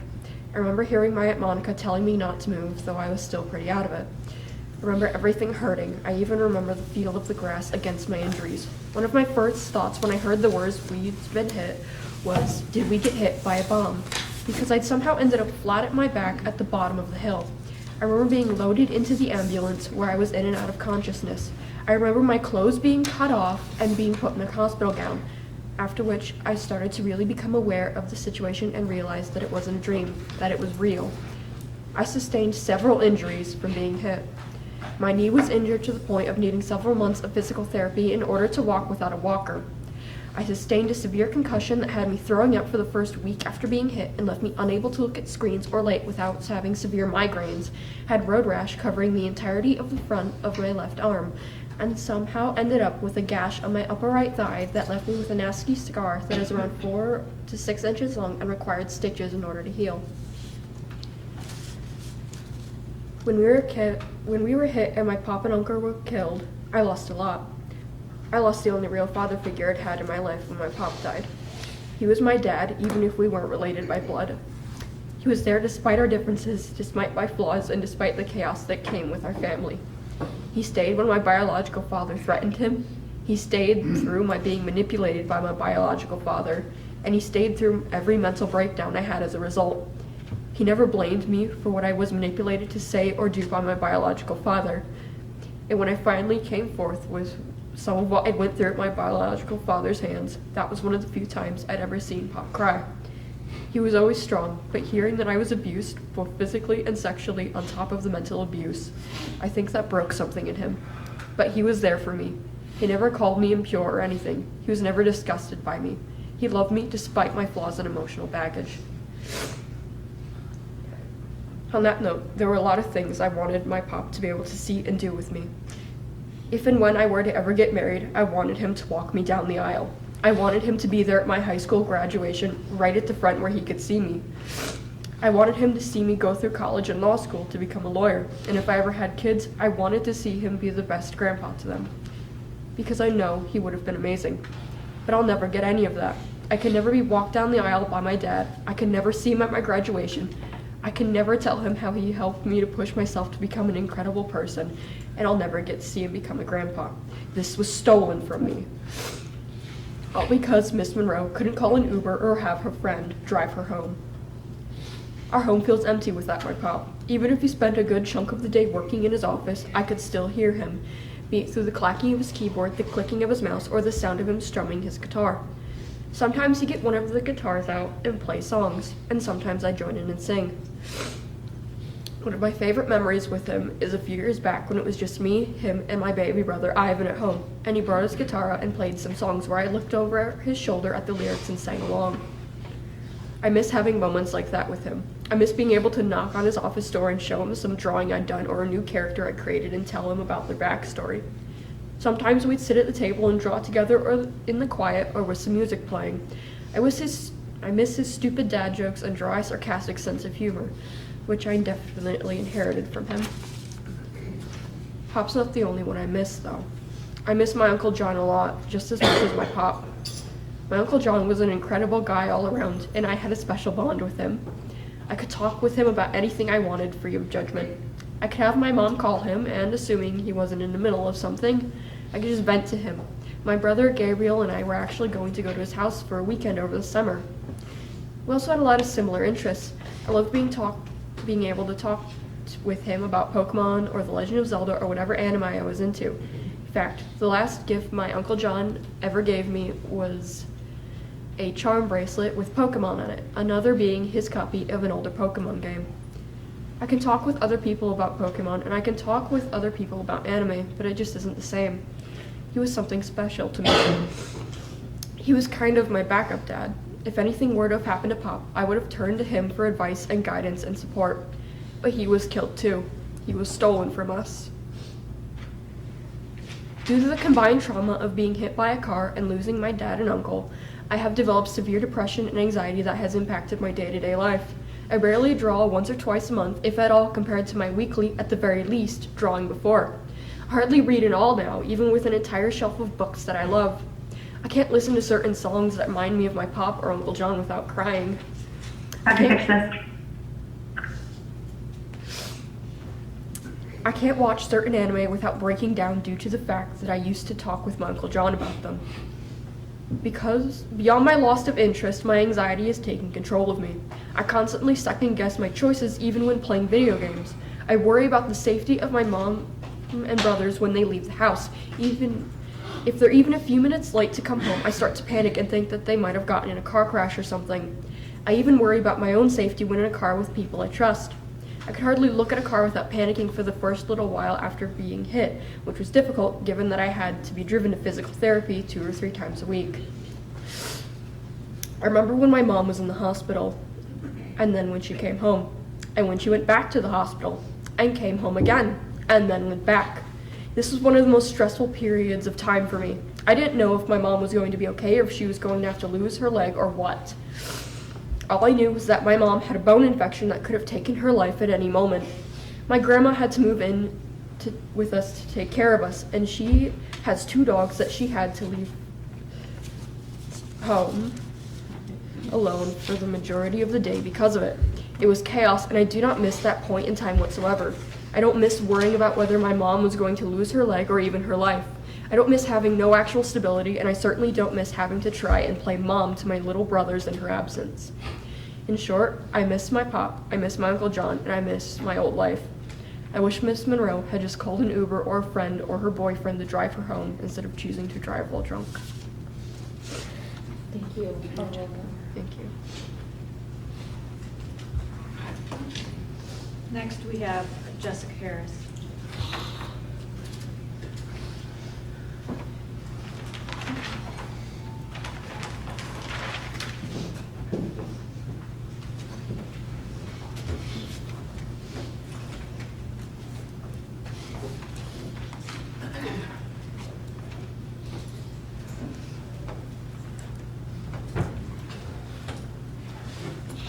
Harris, whenever you're ready. Good afternoon, Your Honor. My name is Jessica Harris. On May 18th, 2024, I was a wife to Dan, big sissy to John, mom to Aurora, Gabe, Henry, and Ivan, sister, aunt, cousin, and niece to others hurt that day. Today, my life looks very different. I may look healthy and strong standing before you, but inside I'm falling to pieces. I miss my husband and little brother every minute of every day. It feels like there's a black hole in my chest that could swallow me up at any moment. And I haven't even really started the grief process. In fact, writing my victim statement and preparing to read it has been exceptionally difficult. It's almost impossible to put into words the amount of pain that one person's choice has caused. Fortunately, I kept a journal, and I'd like to read some of the pieces of those entries.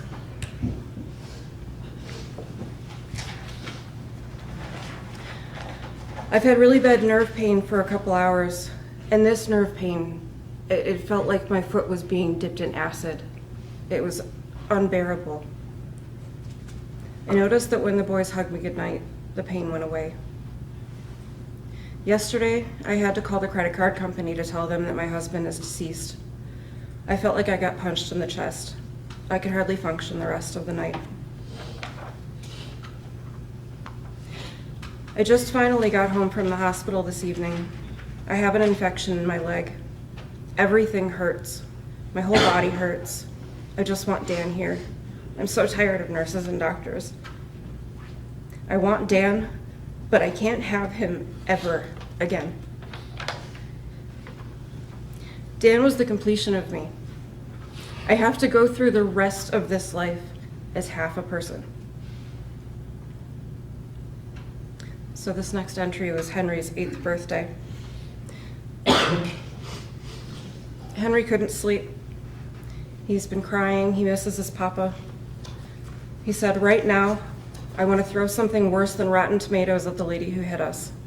I tell him right now she's in jail, and hopefully that's where she'll be for the rest of her life. And he said, I don't think that'll be enough.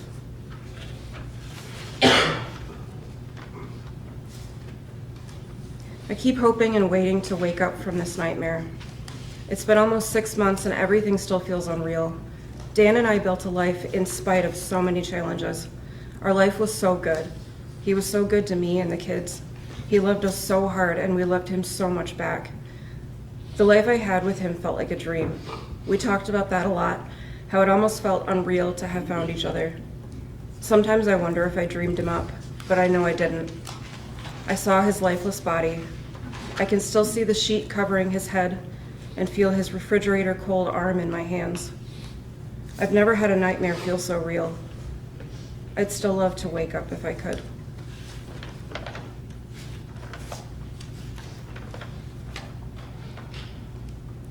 Just a week or two before the crash, I remember feeling so optimistic about the future. We just bought our first house in a city that felt like home. The kids were doing well, Dan's business was doing well, and I was feeling emotionally strong. I remember walking through the park, holding Dan's hand, which always felt soft yet strong.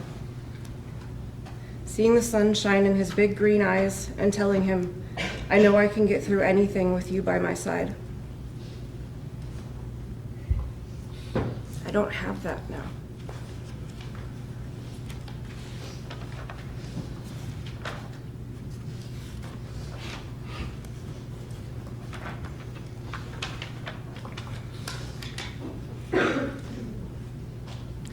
So for 515 days, Miss Monroe has been incarcerated. But for 515 days, I fought for my life. I fought to keep my children emotionally stable. I fought to understand how this could happen.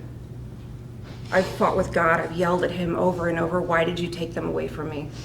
Because I blame God, because I can't possibly find it in my heart to understand how a person could do something so horrible.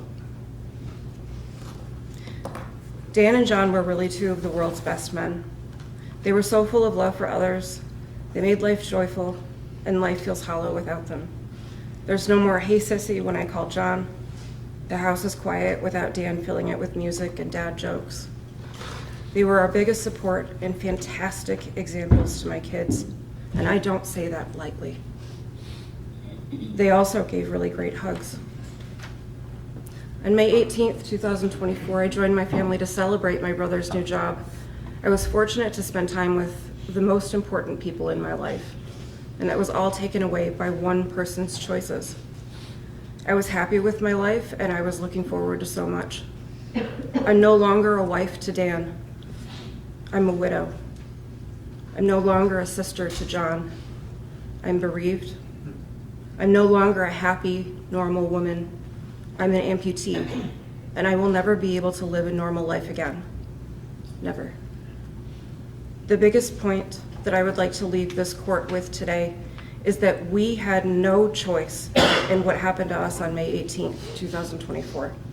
Miss Monroe did. This was no accident, as it was 100% preventable. Thank you.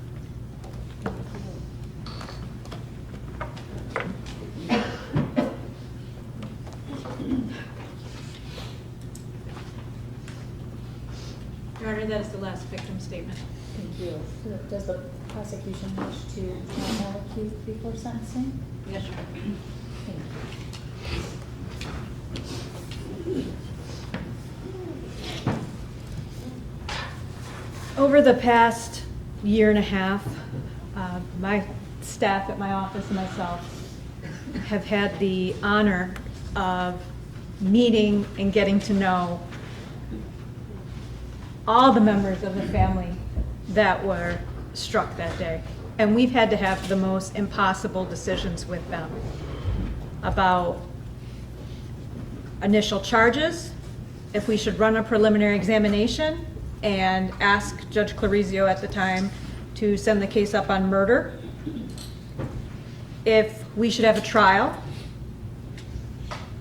consulting with them on what kind of offer, if any, should be extended to the defendant.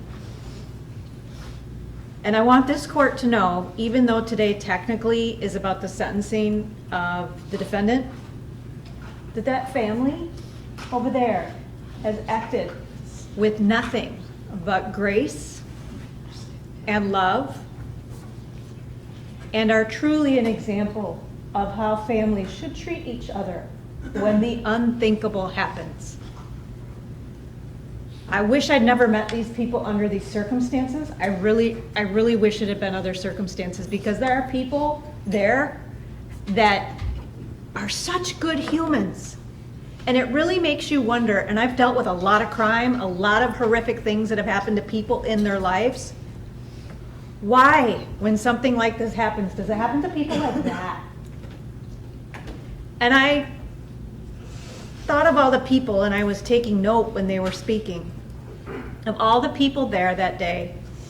A first grade teacher, a mom, a 3-year-old, a 6-year-old, a 2-year-old, a dad, a grandma, an aunt, a wife, a newlywed, an EMT firefighter, a young doctor, a military veteran, and people who loved each other.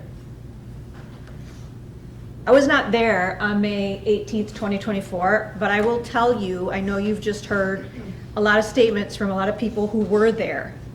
And I want them to know that there was another side that day, because when I first got the call as the on-call prosecutor that weekend, it was from a seasoned member of the Clinton County Sheriff's Office to tell me that this had just happened in Clinton County.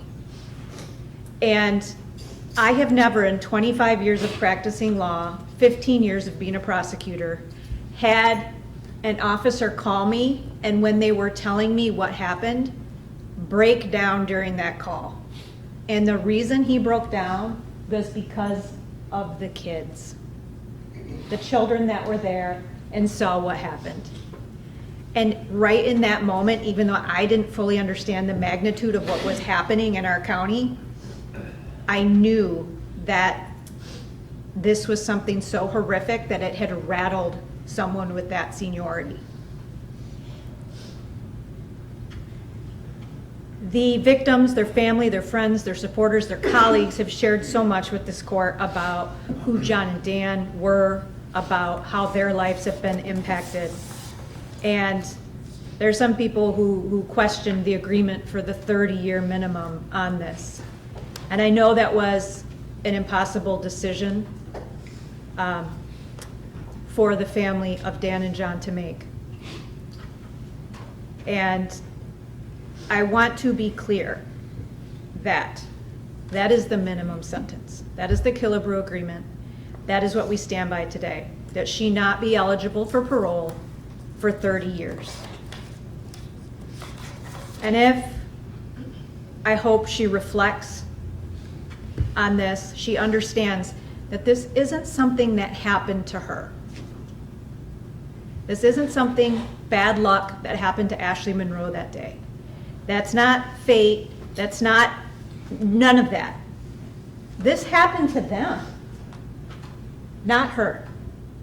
She made multiple choices that day, and although the drinking and driving has been mentioned multiple times, and that's certainly a large part of it here, because we know from her blood results that she was a .195, keep in mind we're not here on operating while intoxicated causing death. The primary plea here, which carries the maximum sentence that she can get today, is murder in the second degree. And that is because choices were made here where this was foreseeable. This wasn't just operating while intoxicated causing death. This is drinking to a .195, along with the choice of being on medications that say not to drink at all. And even though they say not to drink at all, she didn't have 1 drink or 2 drinks. She drank to .195.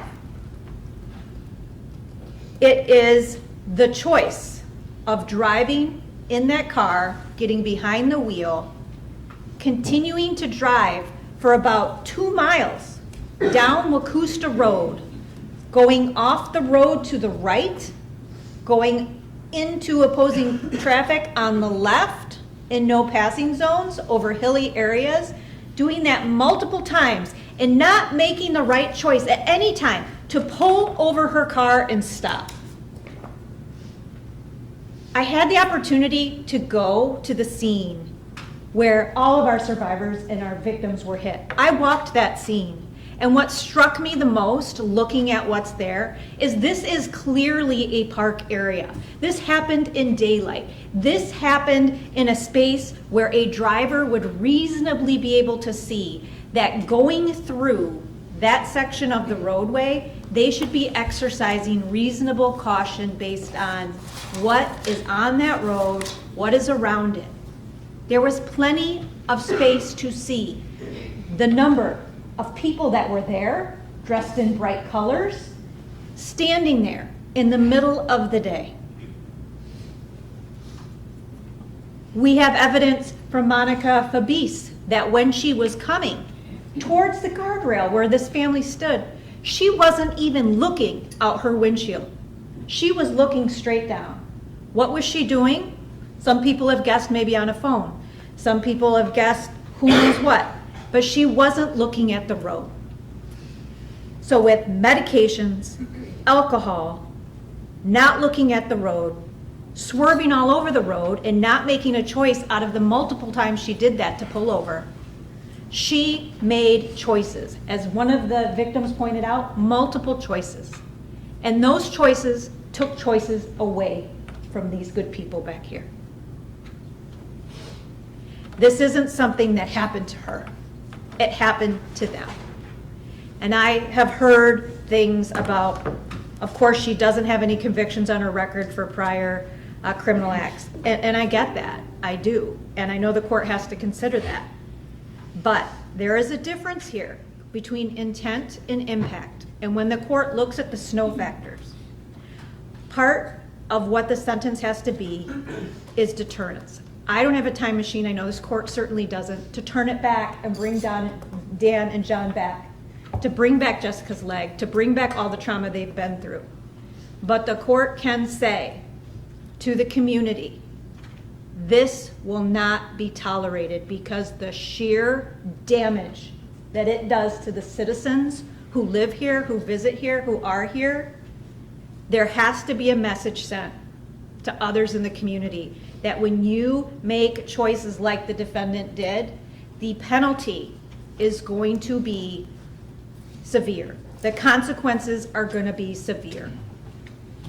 30 years probably isn't enough. It's not. But when you have these impossible conversations about going to trial with a jury and seeing what a jury does, it was the decision that was right at the time. I also want to say, after meeting this amazing family, that there may be things that they do not know from that day about miracles. And I do believe that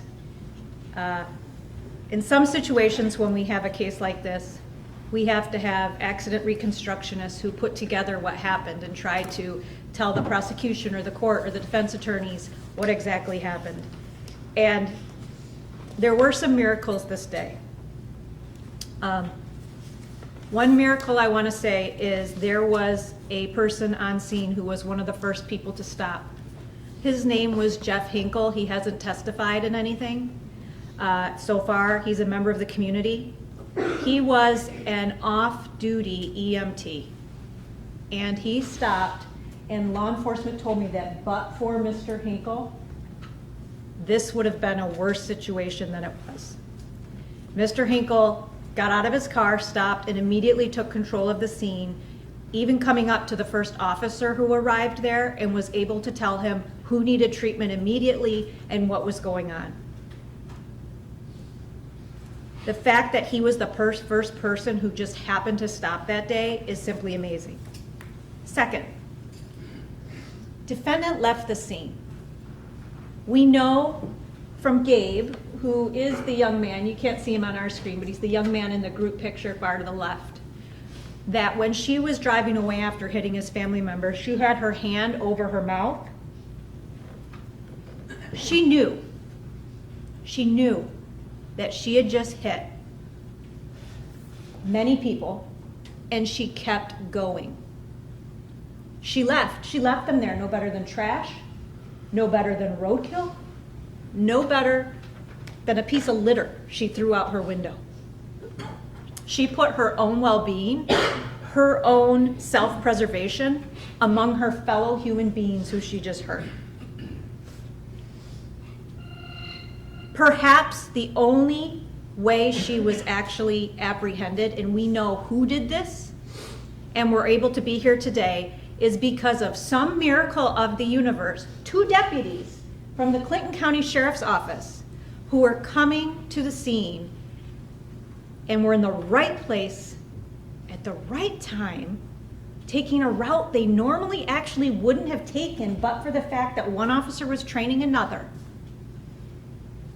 passed her vehicle on a 2-lane highway, going, I think they said about 100 miles per hour to try to get to the scene, and one of them, out of the corner of their eye, saw the far side of her windshield flash in the light and realized it was damaged. They immediately turned on that car and were able to stop her. And even after she was still going down that road when the deputies found her, dropping pieces of her car along the road, driving off the road still, they were able to identify her and connect her to this horrible event that just happened. The fact that they were where they were off their route is amazing. Another miracle.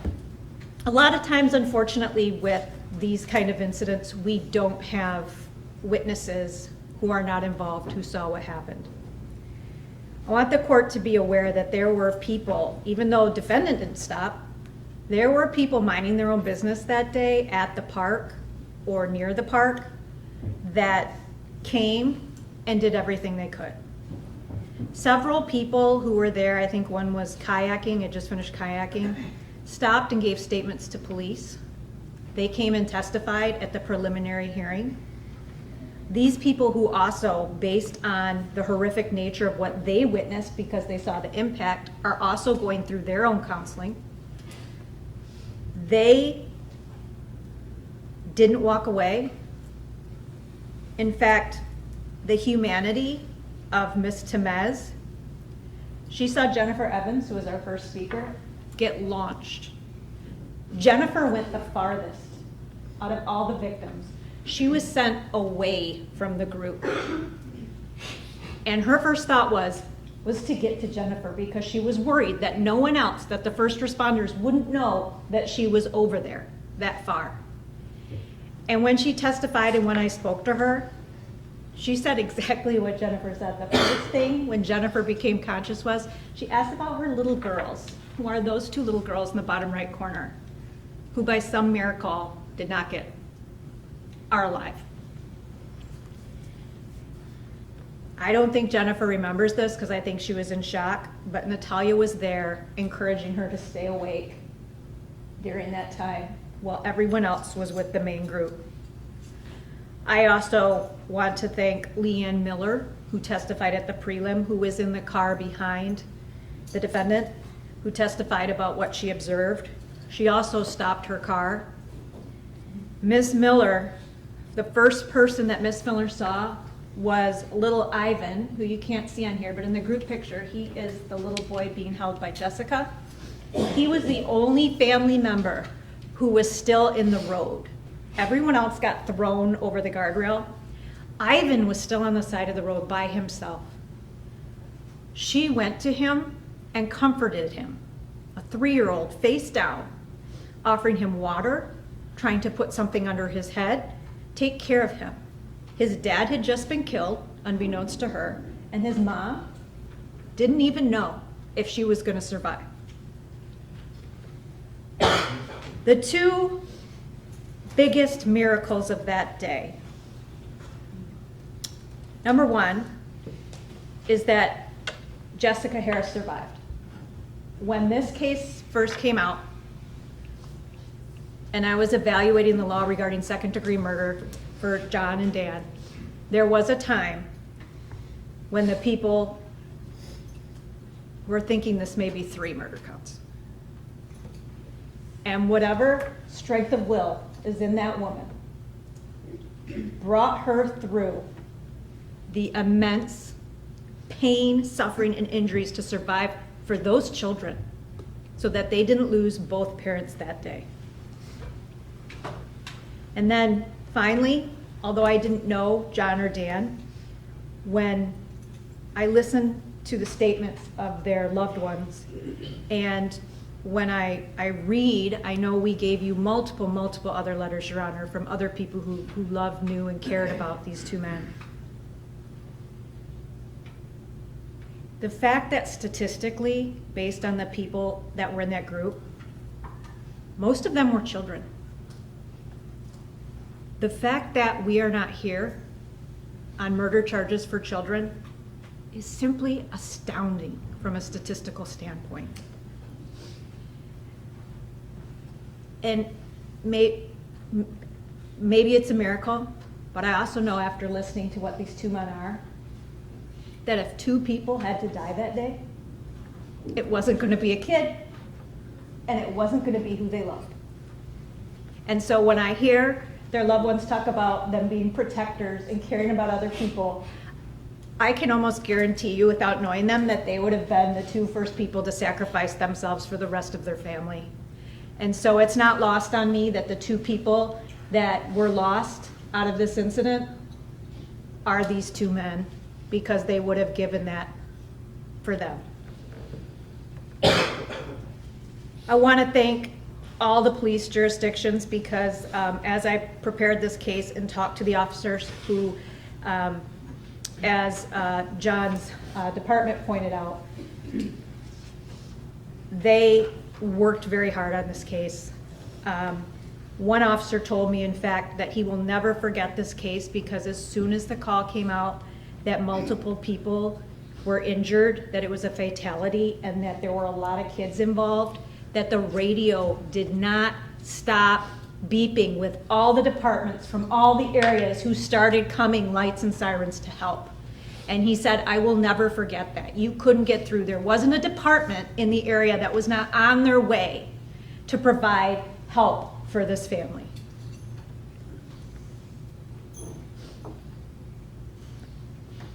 all in all, it doesn't change that John and Dan are gone. It doesn't change the injuries and the sentence that this family has gotten, that they were sentenced to on May 18th.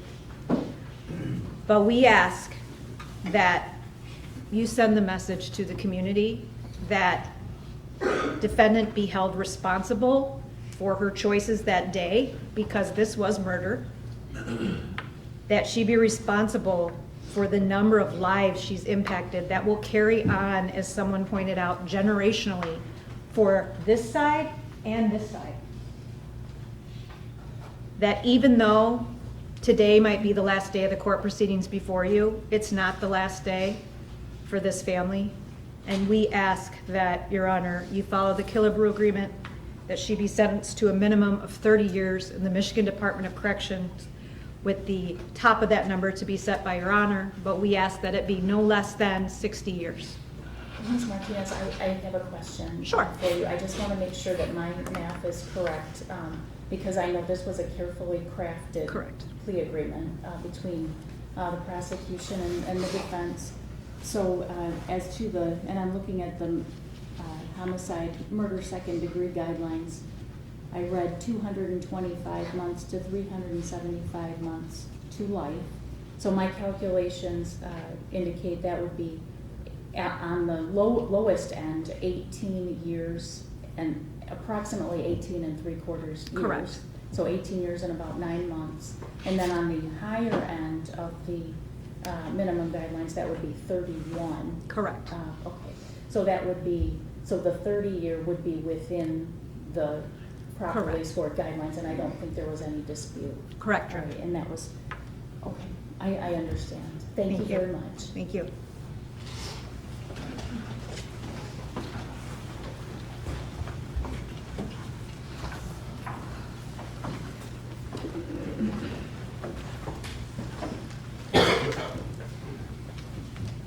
Ms. Monroe, the criteria and the reasons for the sentence is the nature and the gravity of this offense, the punishment or discipline to you that is appropriate, the potential for your rehabilitation or reformation, the protection of society and deterrence against you or someone else committing this offense again. First of all, I would like to thank all of the individuals from the family who spoke today, everyone, and I'll just briefly recap what each person said. Ms. Evans testified about the fear that she had when she realized she had been involved in this accident for herself, for her daughters.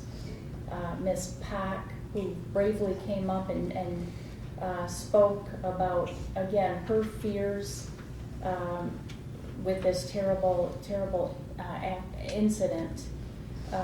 Captain Tiefel, who spoke on behalf of the Firefighters Union, talking about losing a brother that day in John, and he made a statement that was particularly poignant to this court. He said, this is from the captain, that you, Ms. Monroe, took away someone who would have moved heaven and earth to help people, and that was his brother, his firefighter brother, John, who worked as a paramedic, and as we've heard his wife and other people talk about, really seemed to connect with the most vulnerable people in society and really fight on their behalf to make sure that those people were properly cared for medically when they themselves were having their own issues. And Ms. Monroe, it sounds as if had the situation been different, and he would have cared for you too in that incident. We heard from Dr. Blatz, the widow of John, who, again, she talked about how her husband would sit and talk with patients that he dealt with as a paramedic, who offered no judgment to those people, who even if those people who were constantly slipping in and out of addiction, needing the services of emergency medical personnel, and yet he would still tend to those individuals, as was his obligation and his job, and frankly, as Dr. Glatz indicated, his desire as a paramedic professional to help the community in the manner he did. We heard from Mrs. Ash, John's mom, who talked about the kindness of her son and how he cared for others, and that was exemplified in everyone's statements today about John and Dan, and how again this family has lost such a great deal in losing these two men, and having other members of the family, including the youngest members, be injured, and what it sounds like facing a long and painful road to recovery. We heard from Ms. Fabrice, who talked about her 2-year-old who had to endure and is apparently still going through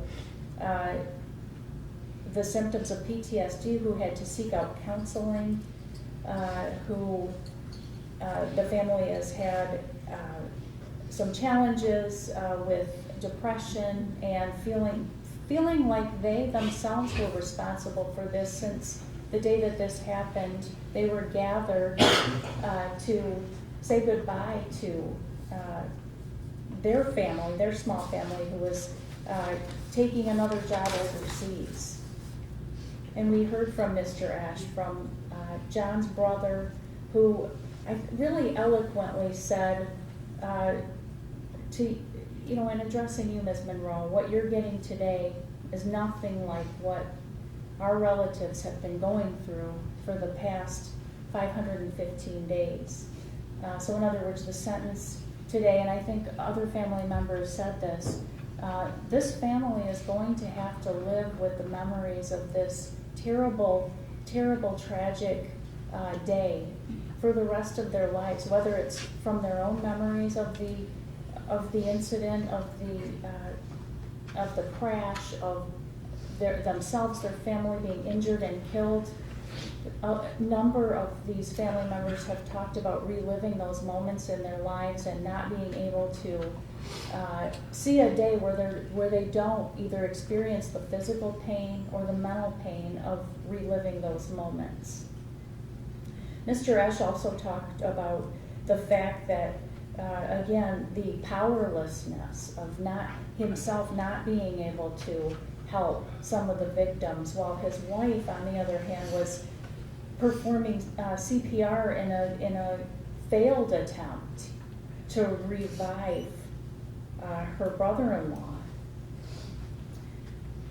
And again, I think that it went without saying that this was one of the best days. This day started out as one of the best days in this family's lives. Family traveling from out of state, from out of the area to meet, to say goodbye for now to Monica and David, who would be moving overseas, and their young daughter, enjoying time outside in the sun. And I do remember that this was a beautiful day outside. They were gathered in the park to enjoy, and I think someone said playing in the same playground that some of the family members played in when they were young children, and just enjoy each other's company. And it became the worst day of this family's life. We heard from Mrs. Harris, Dan's wife, who talked again about her own horrific injury, her own struggle for survival. We heard the prosecution say they originally thought this might be a 3-count homicide case, but through her own persistence and desire to carry forward despite her husband's death, she survived. And we heard her struggles, and we heard Aurora's elocution about losing her dad. Well, we heard again statements from the family, and I'm just compiling them here. They will never be able to live normal lives again. And at the end, once all the family members had made their statement, the prosecution, Ms. Martinez, said she has wondered, why do things like this happen to people like this? People that were just out enjoying their time together. And really, you know, I don't think there's a good answer to it. But what we do know is that Ms. Monroe, the defendant in this case, made what I understand to be the worst choice that she's ever made in her life. She made the choice to, while on prescription medication, consume a very large amount of alcohol to the point where her blood alcohol level was, as has been stated, 0.195, way more than anyone should be consuming, and then making the choice to step behind the wheel of a vehicle and then operate that vehicle and unfortunately crash into this family. And I agree with Ms. Martinez's sentiments that many miracles happened this day, and it is a miracle that we are not here mourning the losses of more of these family members. And it's funny because Ms. Martinez also talked about the fact that out of all of the family members that were present for this, again, what should have been a joyous gathering of these family members, the two people who perished, from what the family has stated about those two people, those are the two people that would have sprung into action to protect their kids, their nieces, their nephews, their wives, their mothers, and you know, I guess, and I of course didn't know any of these people personally, but from the statements made, they displayed acts of heroism that, again, most likely reduced this incident from something that could have been even more tragic than it already is. So again, Ms. Monroe, I'm sure that if you could dial back this incident, and you know, you didn't make a statement, and I don't hold that against you in any way, but I'm sure that if you could dial back this incident, you would. But unfortunately, you can't. And as all of these individuals, all of these family members said, they are going to have to deal with and the consequences and the ramifications of your actions for the rest of their lives.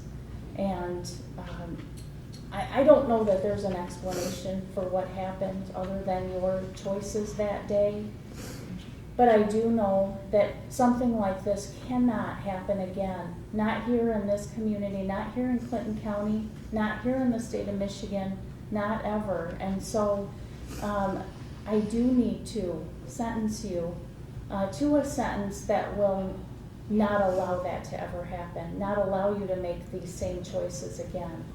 I have reviewed the recommendation that's been provided to this court from the Michigan Department of Corrections. I believe it is in line with what the plea agreement is. And once again, I note that your sentencing guidelines permit me to sentence you from somewhere between 18 years to 31 years on the minimum. Up to a longer term. And the recommendation provided to me by the Michigan Department of Corrections accounts for, yes, your criminal history, which you do not have any criminal history to speak of, but it also accounts for the horrific acts that occurred on this day on May 18th, 2024. And their recommendation for the homicide murder second degree charge is 30 years to 60 years with credit for 515 days served. And I intend to follow that recommendation. So as to the count 9 homicide murder second degree, I sentence you to the Michigan Department of Corrections for a period of 30 years to 60 years with credit for 515 days served. You must pay the court costs in the amount of $350. You must comply with DNA testing and pay a $60 fee as ordered. You must pay a $68 state cost. And this will be served concurrently with all of the other counts. This is count 1 through 8 of operating while intoxicated, causing serious injury. You will serve that sentence in the Michigan Department of Corrections for a period of 2 years to 5 years with credit for 515 days served. Those counts will be served concurrently with each other and concurrently with the second-degree homicide sentence that I just handed down. You will not have any verbal, written, electronic, or physical contact with any of the victims in this particular case, and all of the victims' names are listed in the pre-sentence investigation report. You will not have that direct contact or be within 500 feet of their residence, school, or place of employment. You must pay restitution in the amount of $73,128.44. $66,093.44 will be payable to Auto Club Insurance Association.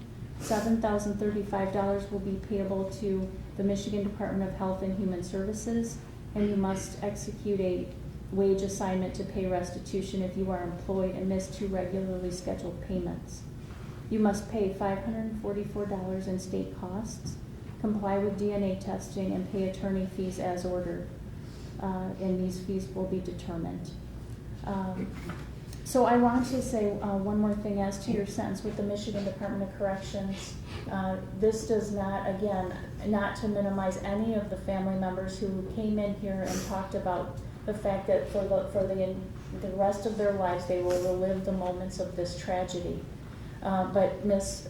Monroe, I know you are going to a place, and I noticed in your pre-sentence investigation report, and I also noticed, but based on some of the certificates that you presented the court, that you do have, and I think it's obvious, a substance abuse issue that is the reason, one of the reasons why this terrible thing happened.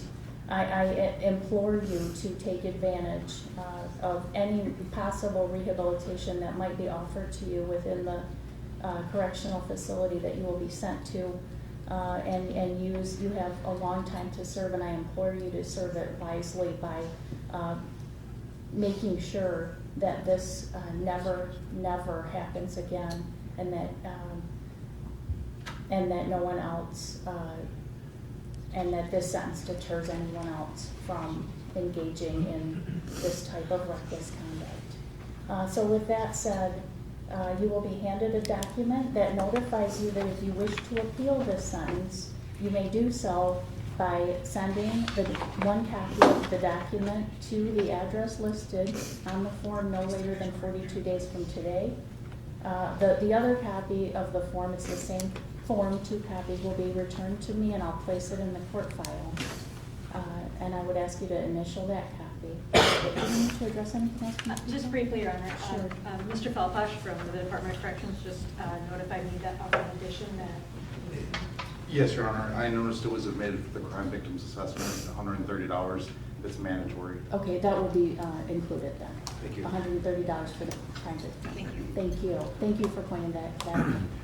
Anything else that we need to address from the defense? Your Honor, we'll just acknowledge receipt of the notice of appellate rights, and the client initial and date that and provided it back to the court. She's receiving her copy now. Nothing additional from defense. All right, thank you very much. We are adjourned.